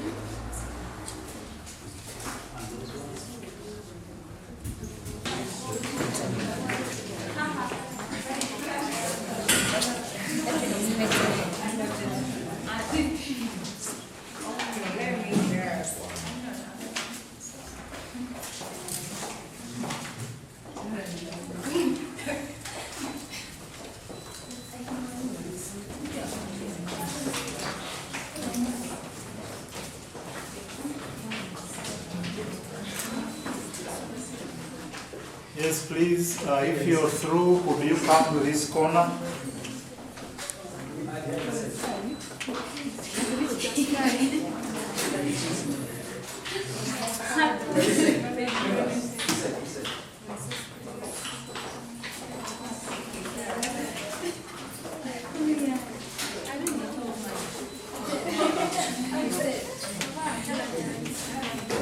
Okay.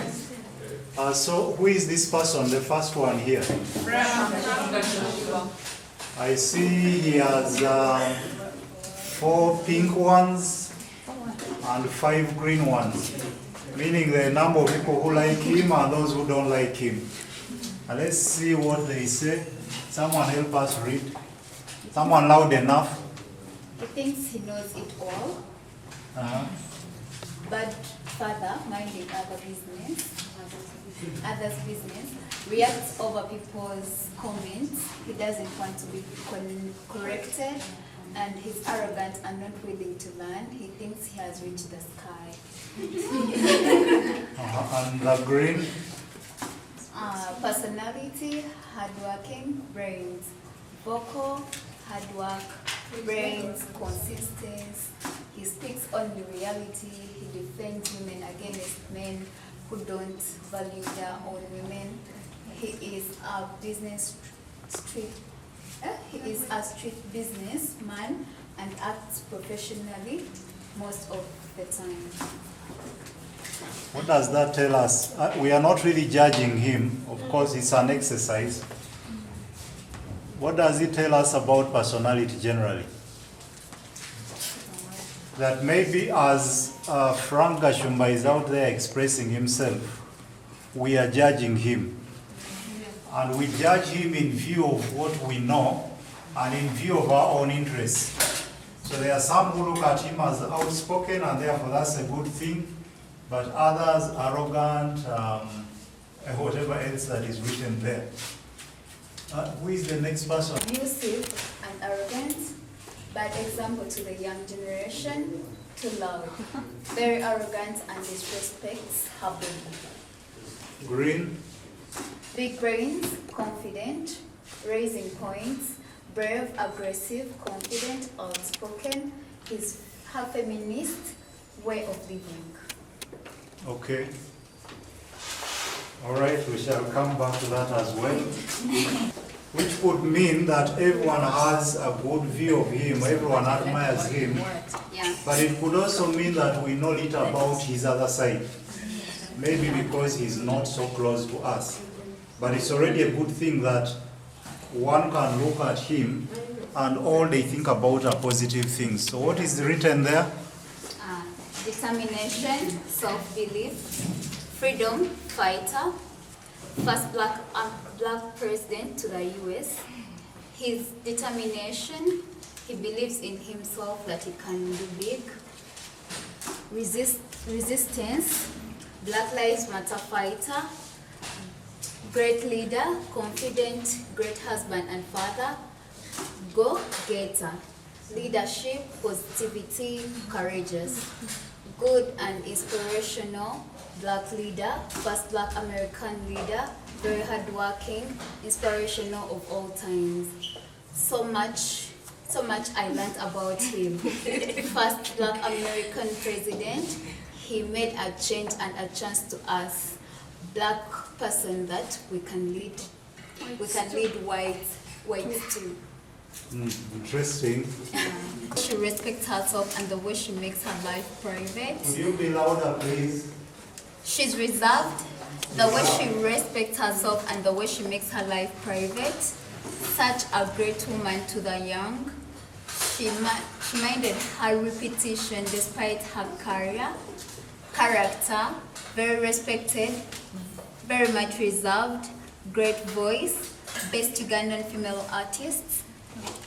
Then I love her dressing code. She isn't scandalous. She keeps her life private. She is in her own world. Her personality, self-respect. She keeps her issues personal, hardworking, then inspiring, strong, ironing, loving. What they say? He's a racist, torture. He is a dictator. Oh, even the brain is negative. Yeah. He had goals, confident, enduring. I think this is positive. Best president. He was straight to his point. He performed most in his duties as a leader. He was wise and protected what he is for Uganda. I'm much happy that we have what we have because of him. His love for Uganda, he gave back to the economy of Uganda, to the natives. Good dictator.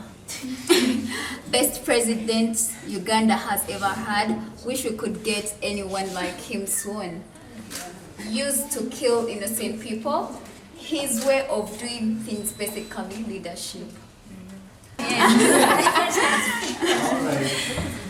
Next, who is that? Lupita. Uh-huh. Her personality. Is there anything there? No. Oh, okay. Yeah. Her personality, she's so ambitious. I like how she never gave up on her dreams.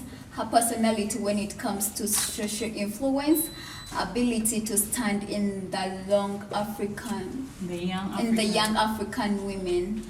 I'm in love with her skin color, her personality, actress, appearance. This one said nothing. Then this one said personality, hard work. This one said rising up. This one said acting skills, have goals, loving, inspiring, confident, strong, enduring. She loves her background. She doesn't copy Western style meaning. She is proud to be African. Love her personality, model and actress, African, in brackets proudly, my role model. My personality, professionalism. The fact that she is a great actor and an inspiration. Motivation, stroke inspiration, and determined. Okay, thank you. That's it. 3 pink and 1 green. No, even the green is negative. This here, what's there? I wouldn't advise anyone to be or take this example. Why would you treat yourself like this? Listen, said I So hate what's happening there? the drinking, the drunk, smoking weed. They are wasted. Okay. This one said reckless, and the other one said drunkards, and the other one said I hate alcohol. There's this one. Okay, hold on. Reckless and what? Was everyone able to recognize him? Yeah, sure. No, I don't think so. No. You couldn't recognize him? like Okay, that's interesting. What's there? talented, he supported Black lives, and he was a great musical influence. I love his music because it speaks live. He's talented. I think she has one. Only one thing. Could Yeah, you one read thing. that? Not good example, vulgar language. And the rest? And the rest I think are good. I just love the way she is so herself. She always says the truth and gives her honest opinions. Obsessed. Okay, she has also one negative. Obsessed, vulgar. Obscene. Okay, obscene, vulgar, determined. Okay. And outspoken, courageous, confident, openness, real. Always on point, speaks out her mind. She is proud of herself. She is very determined. She's a very determined woman that has made her way to the top. I love her courage and determination. She minds her own business. She's happy and proud of what she is. She is in the world of her own. She is open. She does what she thinks is best for her. She's confident, meaningful songs. He has songs that have messages, I think. All the Okay. songs. Musically intelligent. The fact that she is smoking near a child, I don't know which example will learn from a mother. Bad example to the child: use of drugs, careless, smoking, reckless, smoking, repetition. I hate smoking because it affects the respiratory system. Nuisance. The picture brings about a lot of emotions of pain and helplessness. She's a careless mother. She's a very young mother, probably underage, careless, smoking. Okay. Who didn't know her? Oh, okay. And your models? I know. I see it's all green, okay. Yeah, sure. It's all you.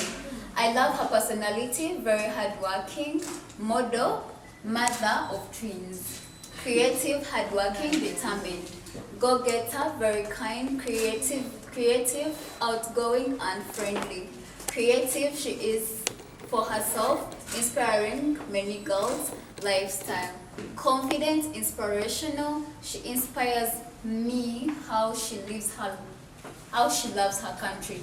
She's my role model on how she conducts herself in public. She's more than, wow, I can't say it all. Very inspiring, ambitious, she is a go-getter, confident. Go-getter, confident, hardworking, big brains, creative. She's outgoing, risk-taking, has a humble background. Role model, determined, inspiration. Her personality, her height, the fact that she is in the fashion industry. Okay, so nothing negative. No. All right, who is that? Mama Phil. Is there anyone who didn't know her? Everyone knew her? Yes. That's interesting. And then here, who is that? Let's first hear what was written on Such an inspiration, so confident, so loving, an endless words. Intelligent, strong, never in drama, highly respected. So you don't know Miriam Matembe? Oh, it's Miriam. Another name, maybe. Miriam Matembe has been on the forefront for so many years for fighting for women's rights. Anyway, let's go to the next. I see it's all green. Who is that?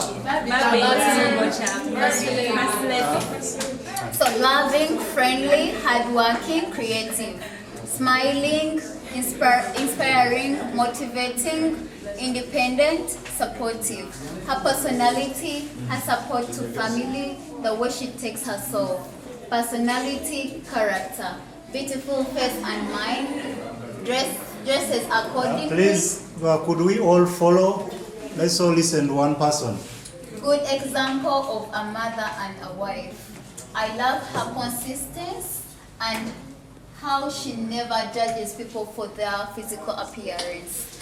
She is a faithful wife. She's a supportive wife. Confident, enduring, caring, God-fearing. Personality, smile. Babi is an inspiration to the young women. Confident, personality, character, in brackets, noble. Consistent, hard work, confident, God-fearing, big brains. Her personality, inspiration, loving, kind one, king one of millions. Who? Oh. Okay. She's a her. Okay. She has two things.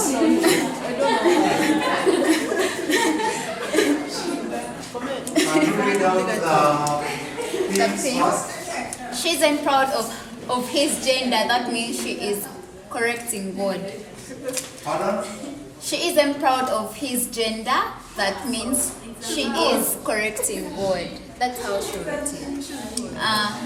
Being a drug addict couldn't inspire the young ones. Okay.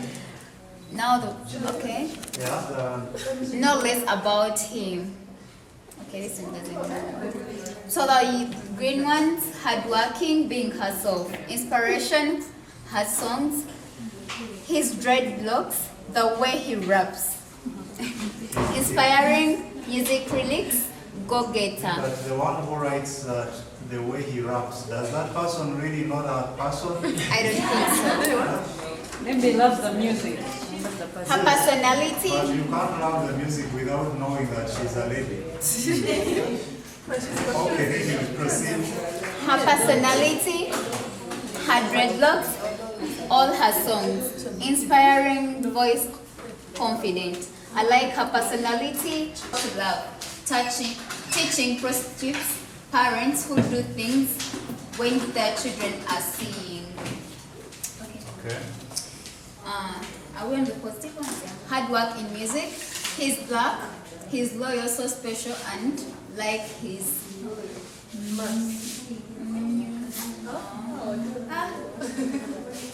okay, I think music. I like his music. He has made him to be who he is and famous. The red ones. Yeah, the red ones. Drug addiction, use of drugs, hate the tattooed body. Okay, thank you. Notice that here there are people who like him for his music, but they are silent about his character. There are some who like Coffee for her music, but they don't talk about her character. Now, which would be a different thing from what we are talking about now. We are more interested in reputation and professionalism. Of course, with professionalism, it has a side to do with competence. Are you able to do with what you're supposed to? Are you able to do what you're supposed to do? But reputation more about your character. Now, I want to listen more from you. Having gone through all this, what's running on in your mind? What reflection did you have as we went around, seeing how people think about others, what they like about them, what they dislike? Yes, please. People will always be there to judge. People will always be there to judge. People will always have an opinion. But sometimes not, because there are pictures about which people didn't have an opinion. The most surprising one was the one of Bob Marley, which of course could be a generational thing. That maybe as a generation you're no longer interested in Bob Marley, or you're indifferent. You don't mind him, but at the same time you're not really interested. Okay? Yes? Feelings tells more about much about Pardon? your character tells much about Your character tells much about you. Mm-hmm. I know how to take yourself and handle yourself when I'm in public, because as you say, people always watch Yes, how to handle oneself in public, because people are always watching. As these people are doing whatever they do, others are always watching. There is one picture I thought I added, I think I just forgot. That is of full figure. I would have loved to see that feedback. I don't know how I forgot it. But as you're doing whatever you're doing, as full figure is doing what she's doing, people are watching. And as people watch, to add on what you have said, they keep in mind what they have seen. And often they don't forget. It might even take 5 years for people to remind you of what you did in 2017 or 2014. Maybe in future you will vie for presidents. In future you will vie for being an MP. And then someone pulls out a picture that you put on social media 10 years ago. In Uganda, maybe it doesn't matter that much. But in some countries, especially the US, this matters a lot if one is vying for public office. If they pull out a picture of you, and if it happened in school, when you are still a teenager, people will judge you by it. Others will be sympathetic, they will say you are still young. But many will say that even if you are young, you are of age to make a right decision. And they say that maybe now you're trying to present yourself as reasonable because you want a particular office, but that's not your personality. What's the point? Our personality is judged in view of what we have done over the years. You might not just wake up in one particular year and say, I'm going to be good this year. And therefore people will judge you for that. Of course, reputation can always be corrected. There is what we call reputation management or damage control. Sometimes you can do something that is denting, something that spoils your reputation, but then you take deliberate measures to address it. Deliberate measures to change the public, this mindset of the public about you. You've seen, for instance, companies apologizing, and after apologizing, changing their ways. We are sorry this and this happened, maybe we were presented in the media doing this, or one of us was seen in a picture engaged in this and that. That is not part of our values, and we commit to correct it. And from that point on, you see them trying to shape a different image. So here we are looking at both the image of individuals and the image of groups or companies. But the other point is that no one wants to identify with the person with a damaged reputation. What often happens when your reputation is damaged, an institution will want to isolate you. They want to push you out. Sometimes you're forced to resign. Not necessarily because they don't need your skills or the other things you can do, but they don't want your dented image to be part of their overall image. As I said earlier, for anything that you do when you're part of an organization or a company, you're like an ambassador. Even when we sometimes want to separate our private lives with the lives of those we work for. You might be somewhere in a bar or somewhere in a club drinking, and you think no one knows.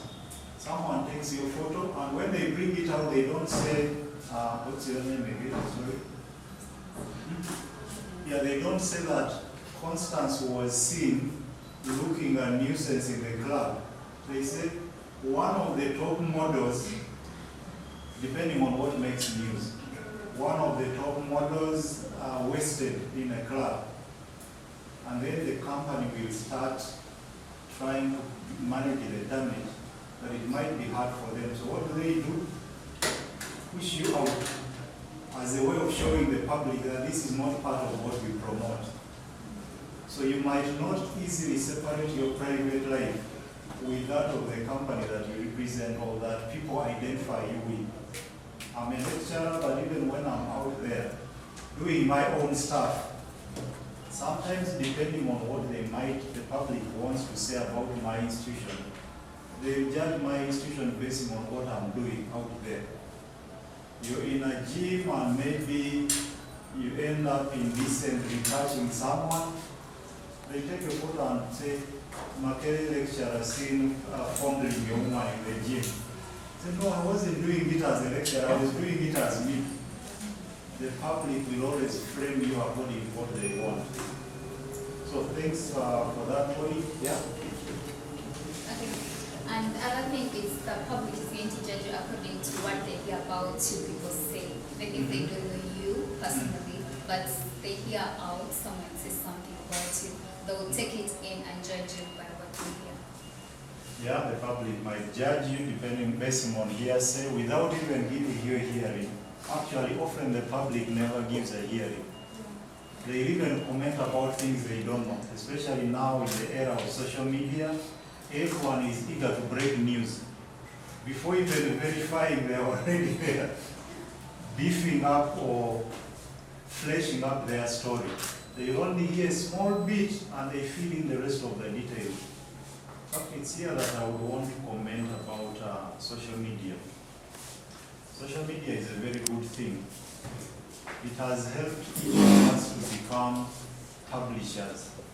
I don't need newspapers to talk about me. I don't need a radio necessarily. Of course, I might need it sometimes, but I don't always need the radio to say what I want to say. So it somehow expanded space for expression for everyone. But the danger is there is no censorship. You're not edited. There is some censorship, maybe you cannot put nudes there. But there is no editorial policy. By editorial policy, I mean maybe they are first going to go through what you're posting and determine whether you put it there or not. I write articles in the Observer, or even the cartoons that I publish there. Before those cartoons are published in the papers, the editor has to first look at them and give a go-ahead. But the cartoons I put on Facebook and Twitter, no one edits them. It means if there is a mistake, if there is a wrong judgment on my side, it's already out there. So while social media is a good thing, it is very risky. It's a trap. Maybe the right word shouldn't be trap. It is there as a measure of how we can manage ourselves, how we can exercise self-control. Some people can use social media to promote themselves, to build a good reputation. Others use social media to damage themselves. In the heat of excitement, you're in a bar, you post something, only to wake up the following morning and say, did I even tweet this? Did I post this on Facebook? You delete, but others have already taken screenshots and shared or kept. There are people who seem to be always on the lookout. You don't know what their intention is. Yeah. In 2009, there was a picture that they took of me coming with me, and my behind was out. We were on to model. For them, they didn't want to know, but those outfits were made by that team. The fashion designer makes his outfits within 3 minutes. He made them on stage, and we wore them from there and walked. But now, there's a guy called Malay, he used to work for Red Pepper. Malay took a picture when I was with Chameleon. I was from stage, then Chameleon held my waist, and then it went up. People didn't want to know. They just said the girl was naked. And that is it. It damaged my reputation. I had to go for, that time I applied to go and do my master's from Quincy College in the US. The visa officer refused to give me the Because visa. of the story. Yeah, he told me, Doreen, you're not going to study, you know? And there was no way I could start convincing the officer that I'm going to. Those who are who would want to foster my interest, and those who are not really interested in who I am or maybe promoting my image, as long as you think it can give advantage to an adversary to use it in a different way, you restrain yourself. What some of us want with social media is attention. regardless of the kind of attention. Sometimes you quickly post something to get attention, not thinking about what it would mean 1 year later, what it could mean 3 years later. There is a common saying that social media doesn't forget, the internet doesn't forget. You might go there and delete it, but by the time you delete, those who have taken screenshots have already kept and shared.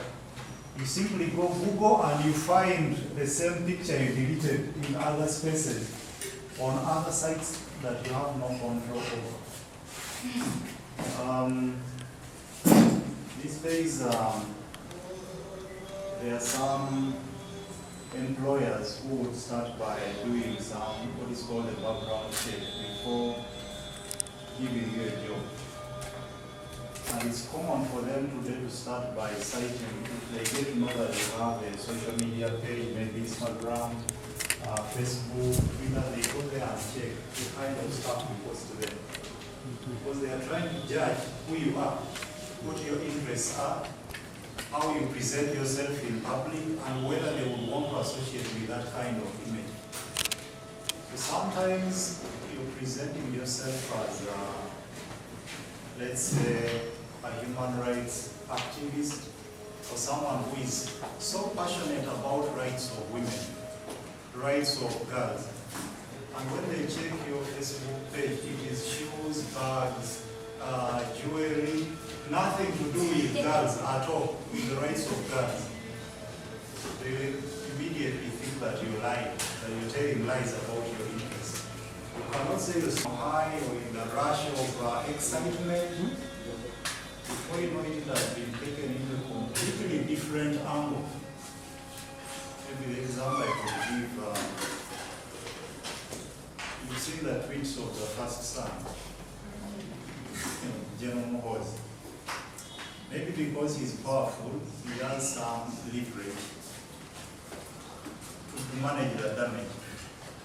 But I think others who look at those tweets are already judging, and that's why you hear many people saying, but can this really be a president?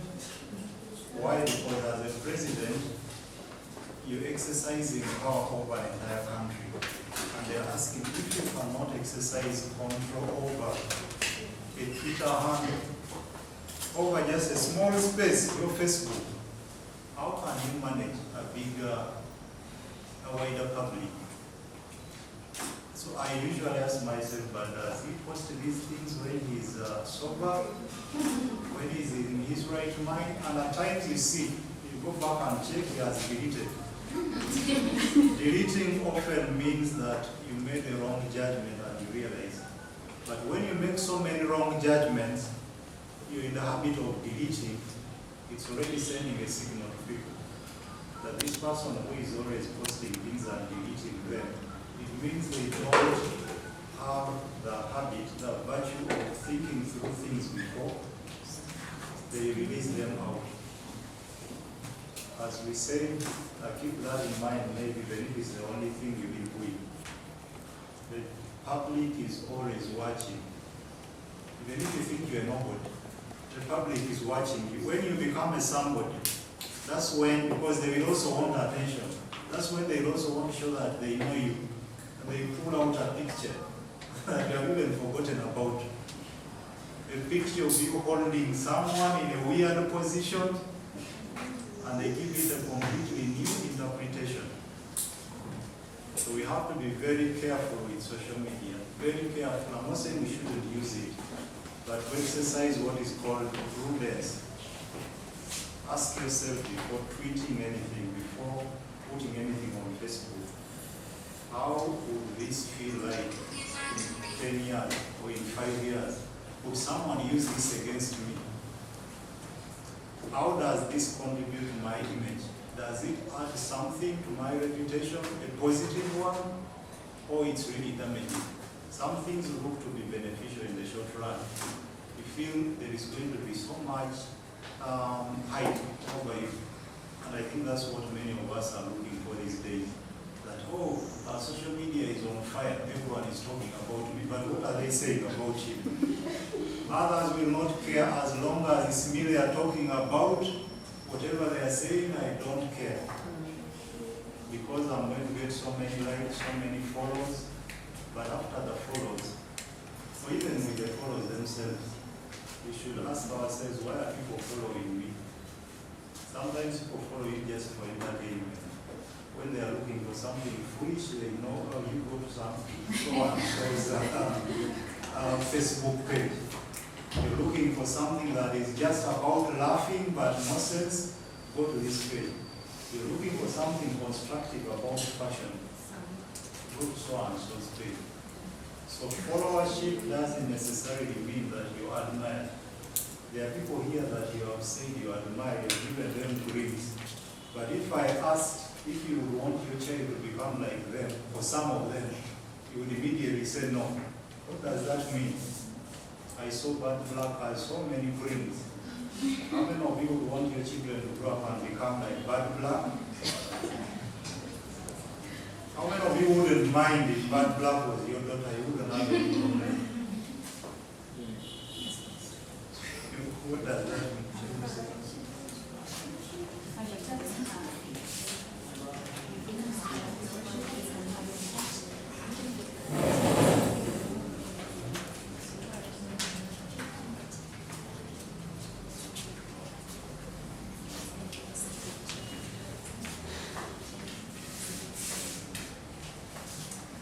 Any other views from what you have been seeing around?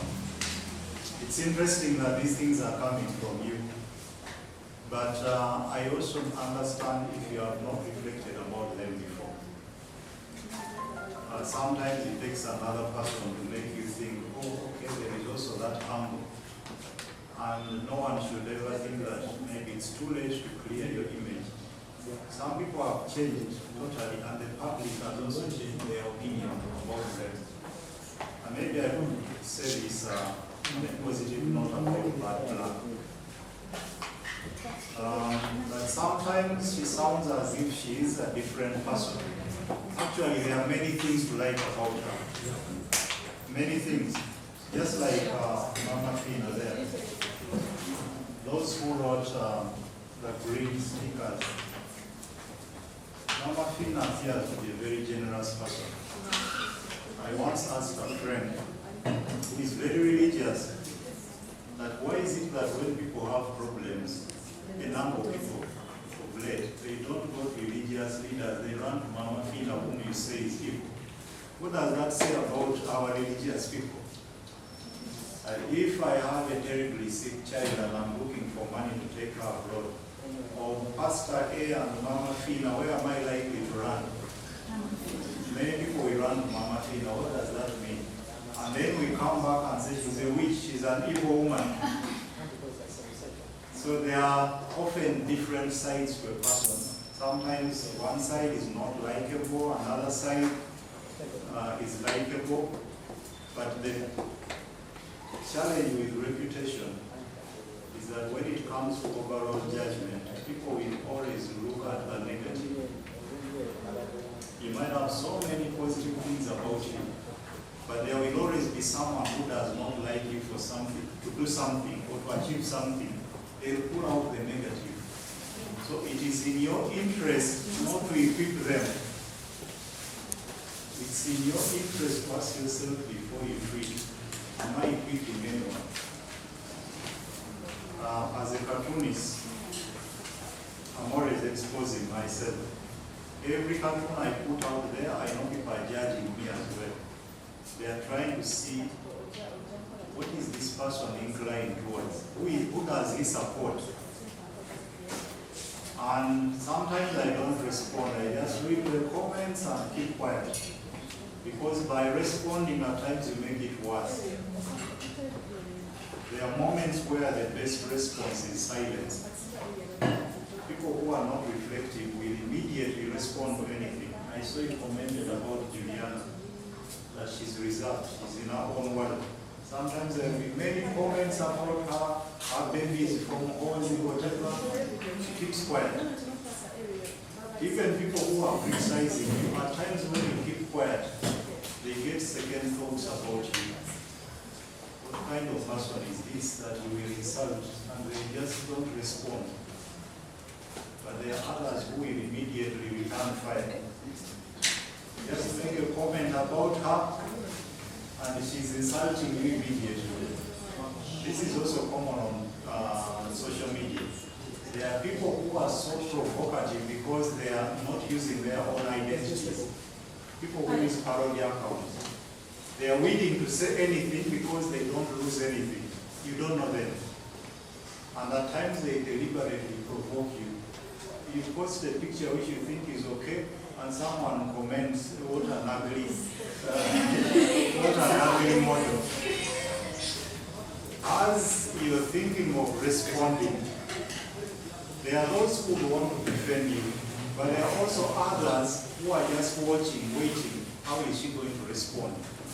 They're just there waiting for your response to someone who has insulted you. You might respond by silence. That means a lot. You might respond in a calm way, which shocks those who are expecting you to explode. But at times you explode and you get others supporting you. Yet there are some who are judging, saying, oh, okay, this is how this person reacts when they are angry. Anger management.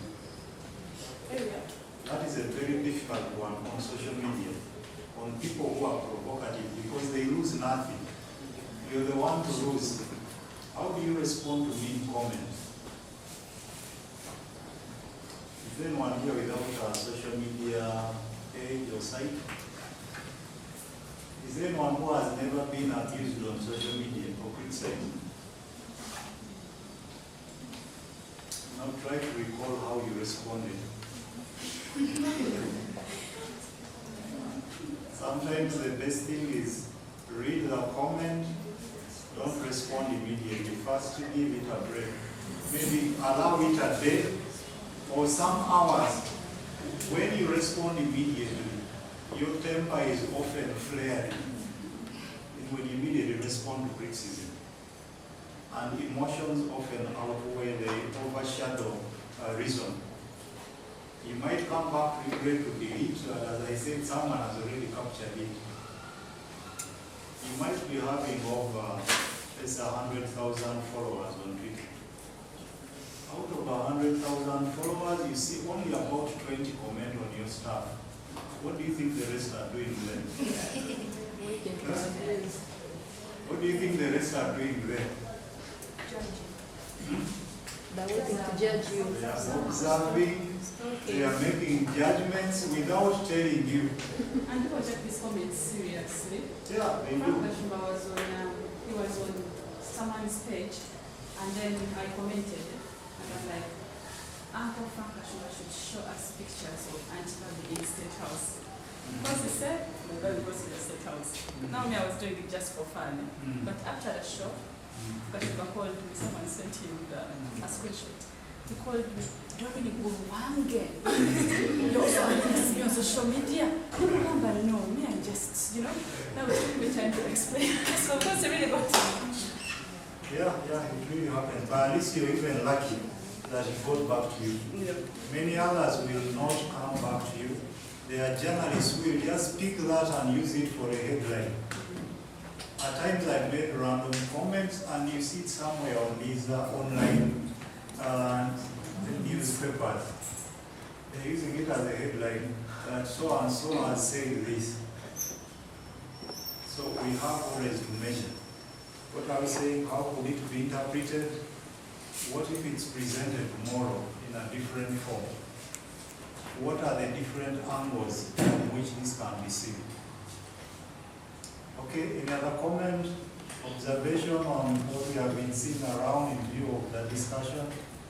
Page, which means the page was only used to comment on others.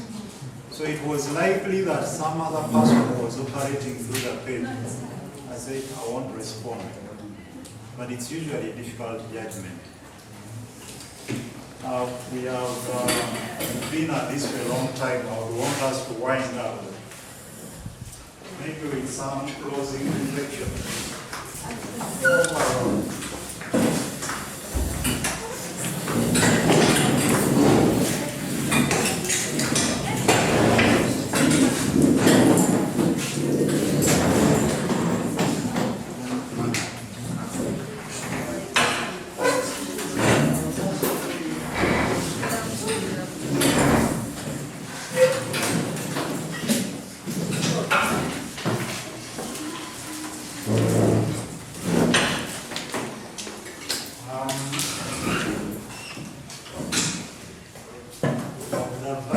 values that we have been talking about, there is one that I saw repeated on a number of those that I read, which is self-respect.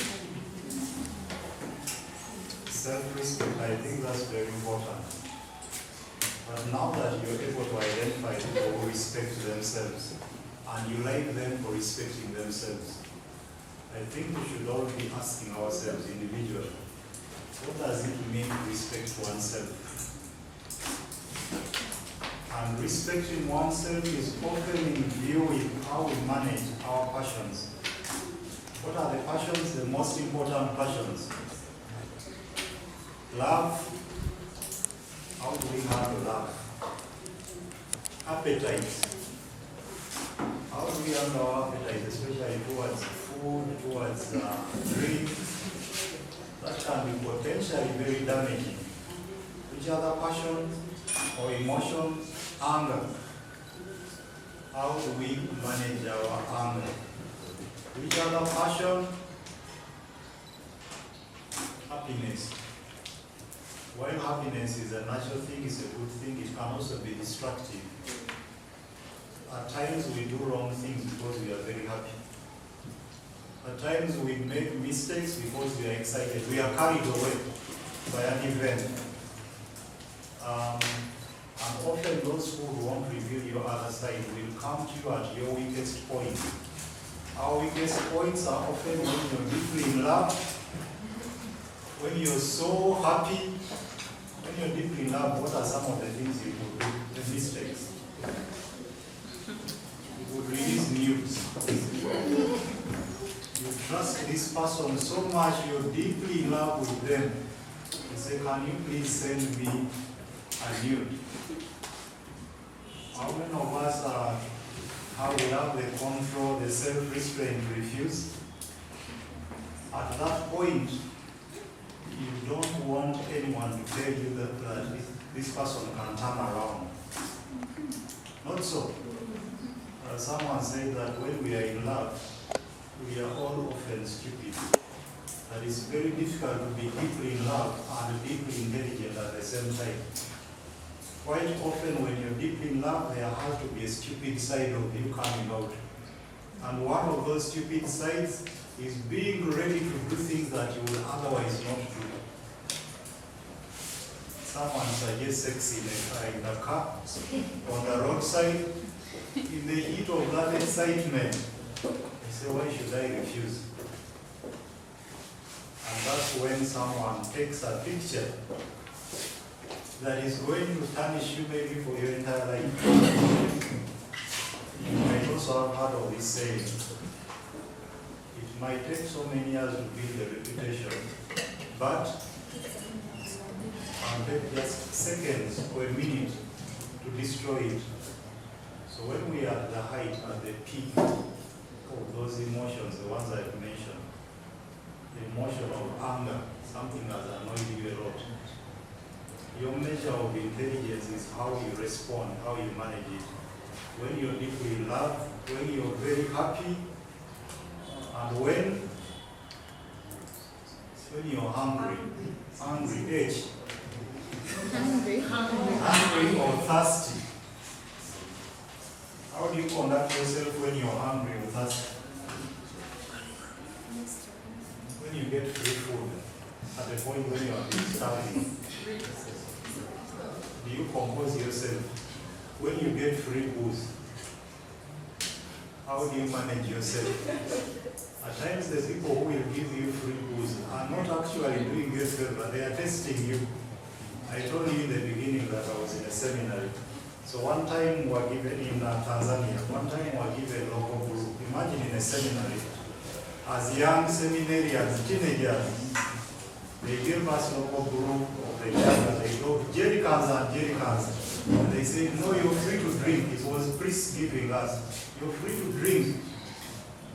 And many of us who were thirsty had our fill. And one seminarian got so high, and he started shouting, I want a woman. I want a woman. A seminarian. The following day he was expelled.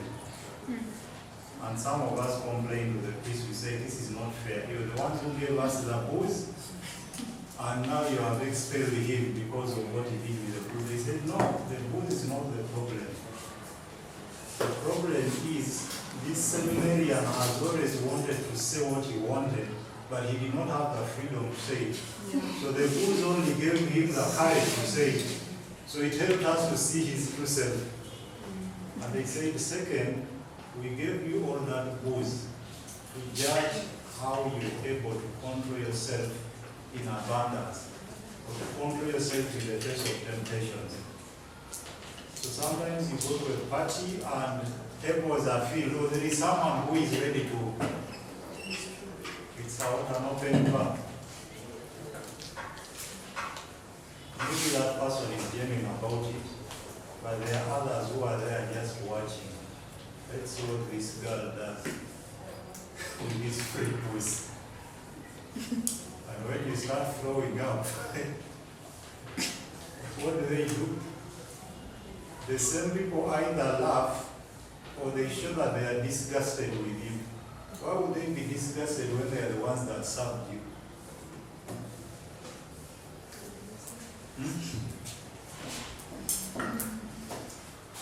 So, the value of self-respect that you talked about,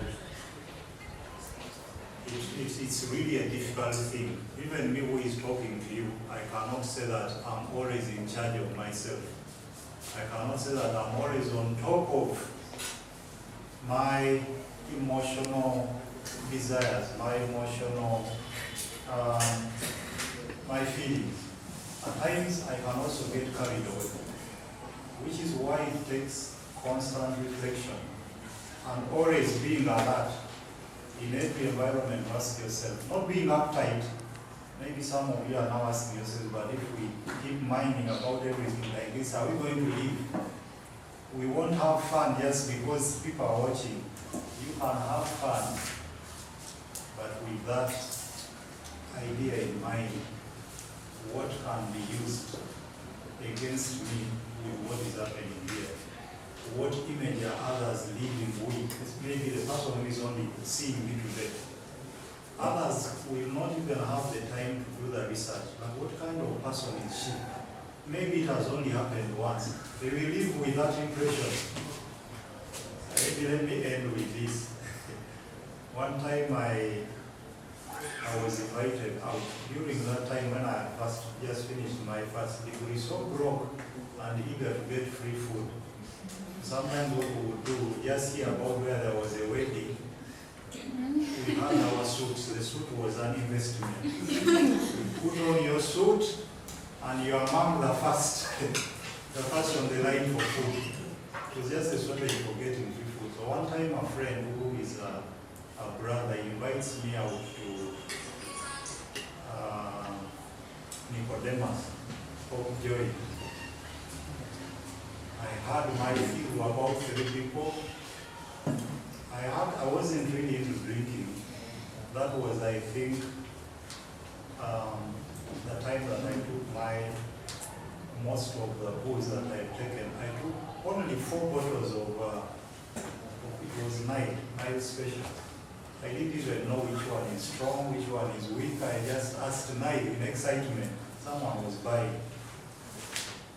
And as we were finishing the 4th bottle, that's when I started feeling some changes. So I suggested that we leave, that we go.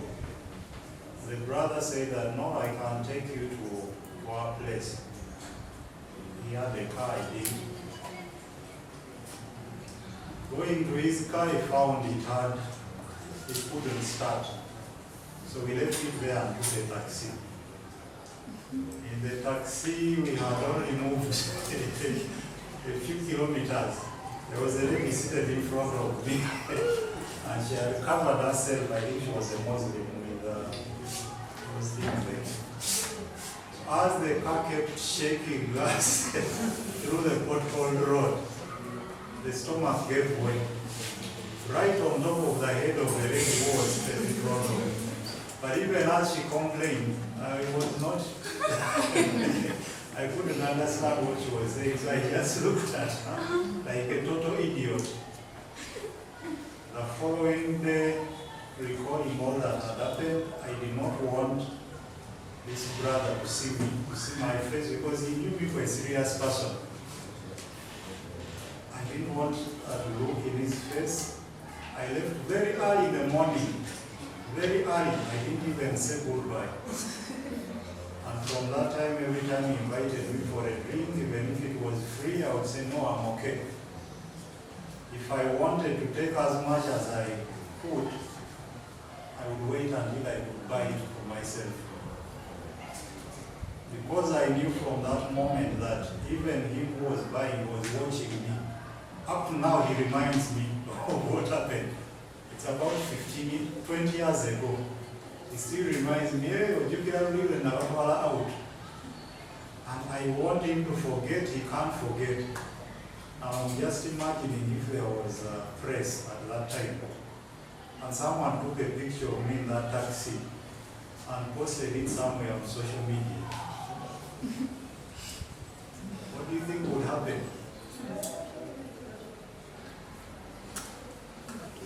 So I gave that example to show that we all have our moments of learning, and at times that's the turning point. It teaches you what not to do again. It teaches you how to treat carefully. But we shouldn't think that when we make such a mistake, it's all gone. We can always correct it, but others will be watching what happens after. As I end, I want to ask you, just going around, in one statement, just one statement. What is it that you're living with out of all this discussion? Just in one statement. Where can we start from? Just what you're taking away with you, maybe as a summary of all that we have discussed. Let's start from here. Not in detail.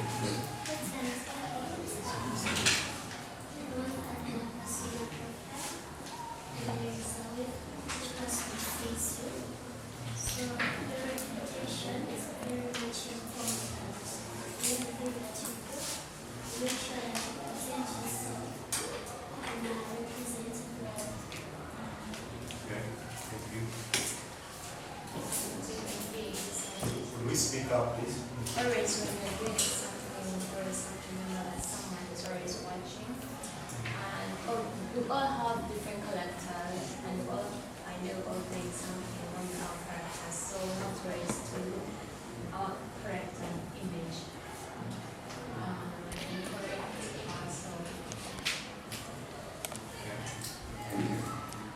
You know what I'm taking is self-respect.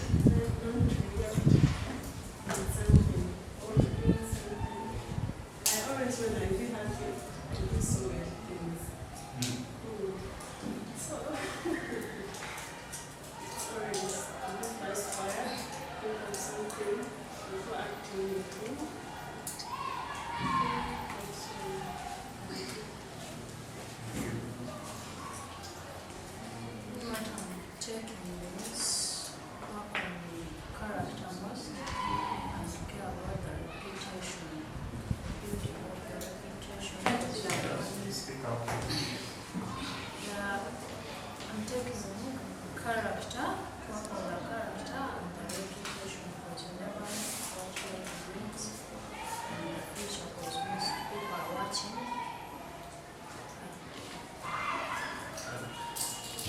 Me, I have two things.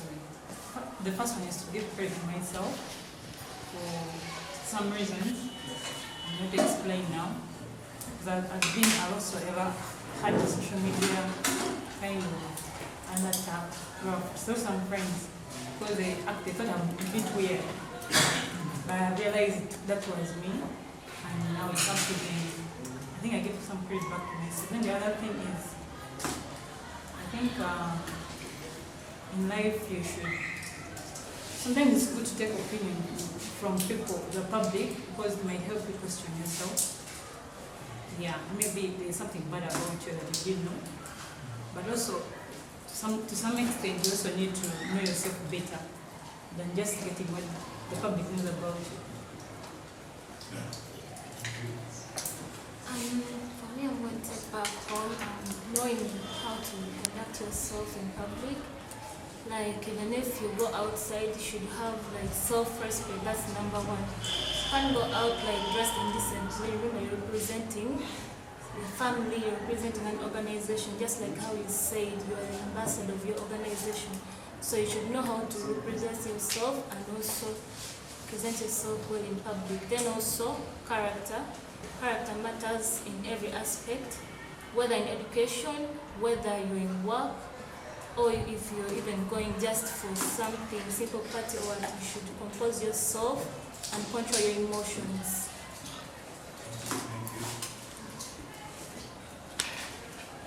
What I've learned, like, I think you have to be confident in what you are doing.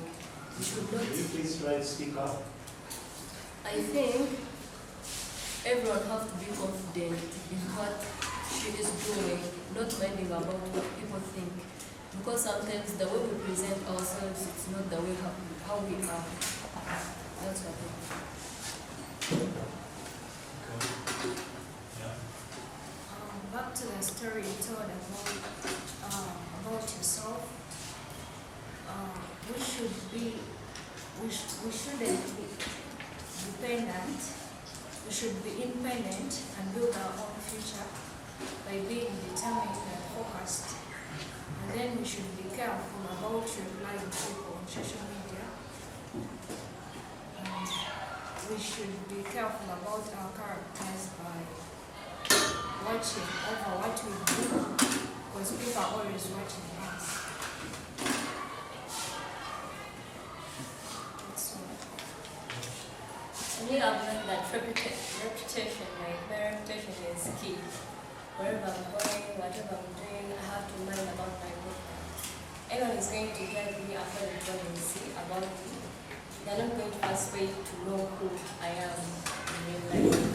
And I love to be confident in everything I do. There is nothing for free. You have to study, you have to work, hustle. Yeah.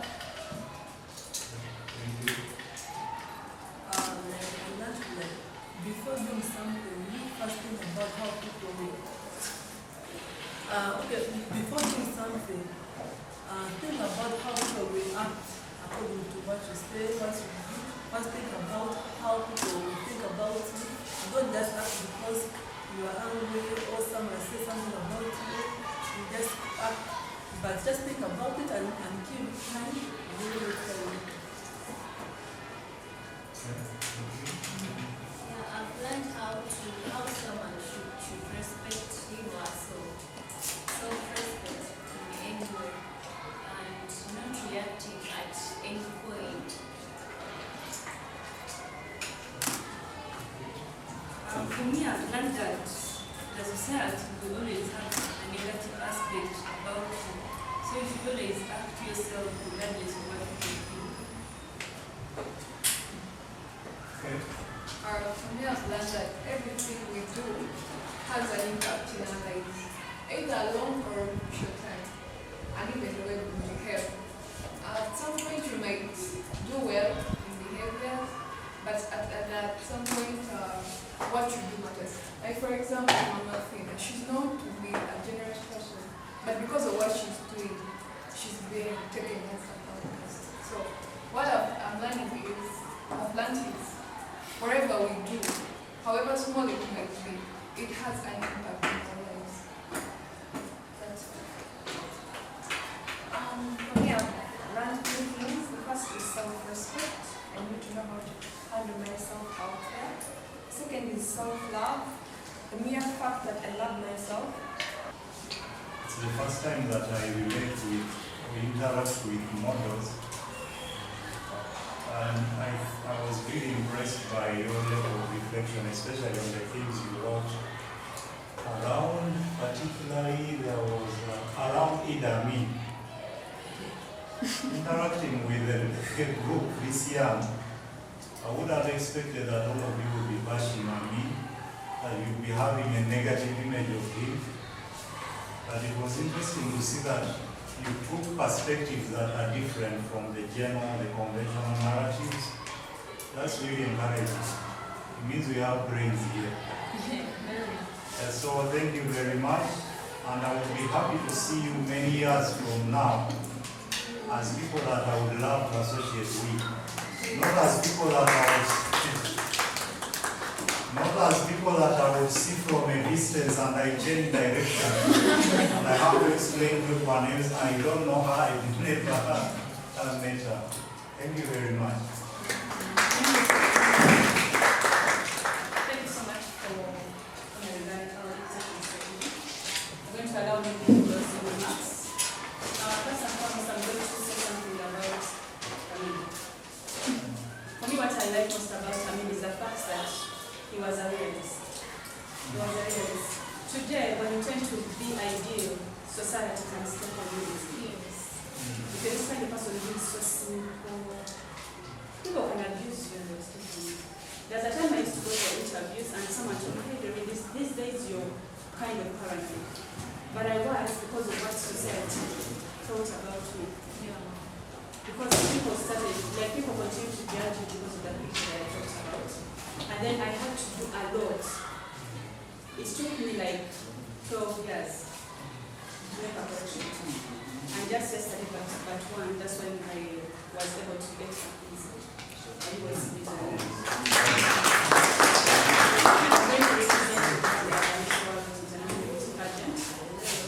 I'm going to look for that picture. I never saw it. I was 18 years old. Today I'm 31. Wow. You look great. But I'm 31, so I'm your mother. Yeah. Okay. Anyway, thank you so much for coming, girls. So we are going to take group pictures with our host.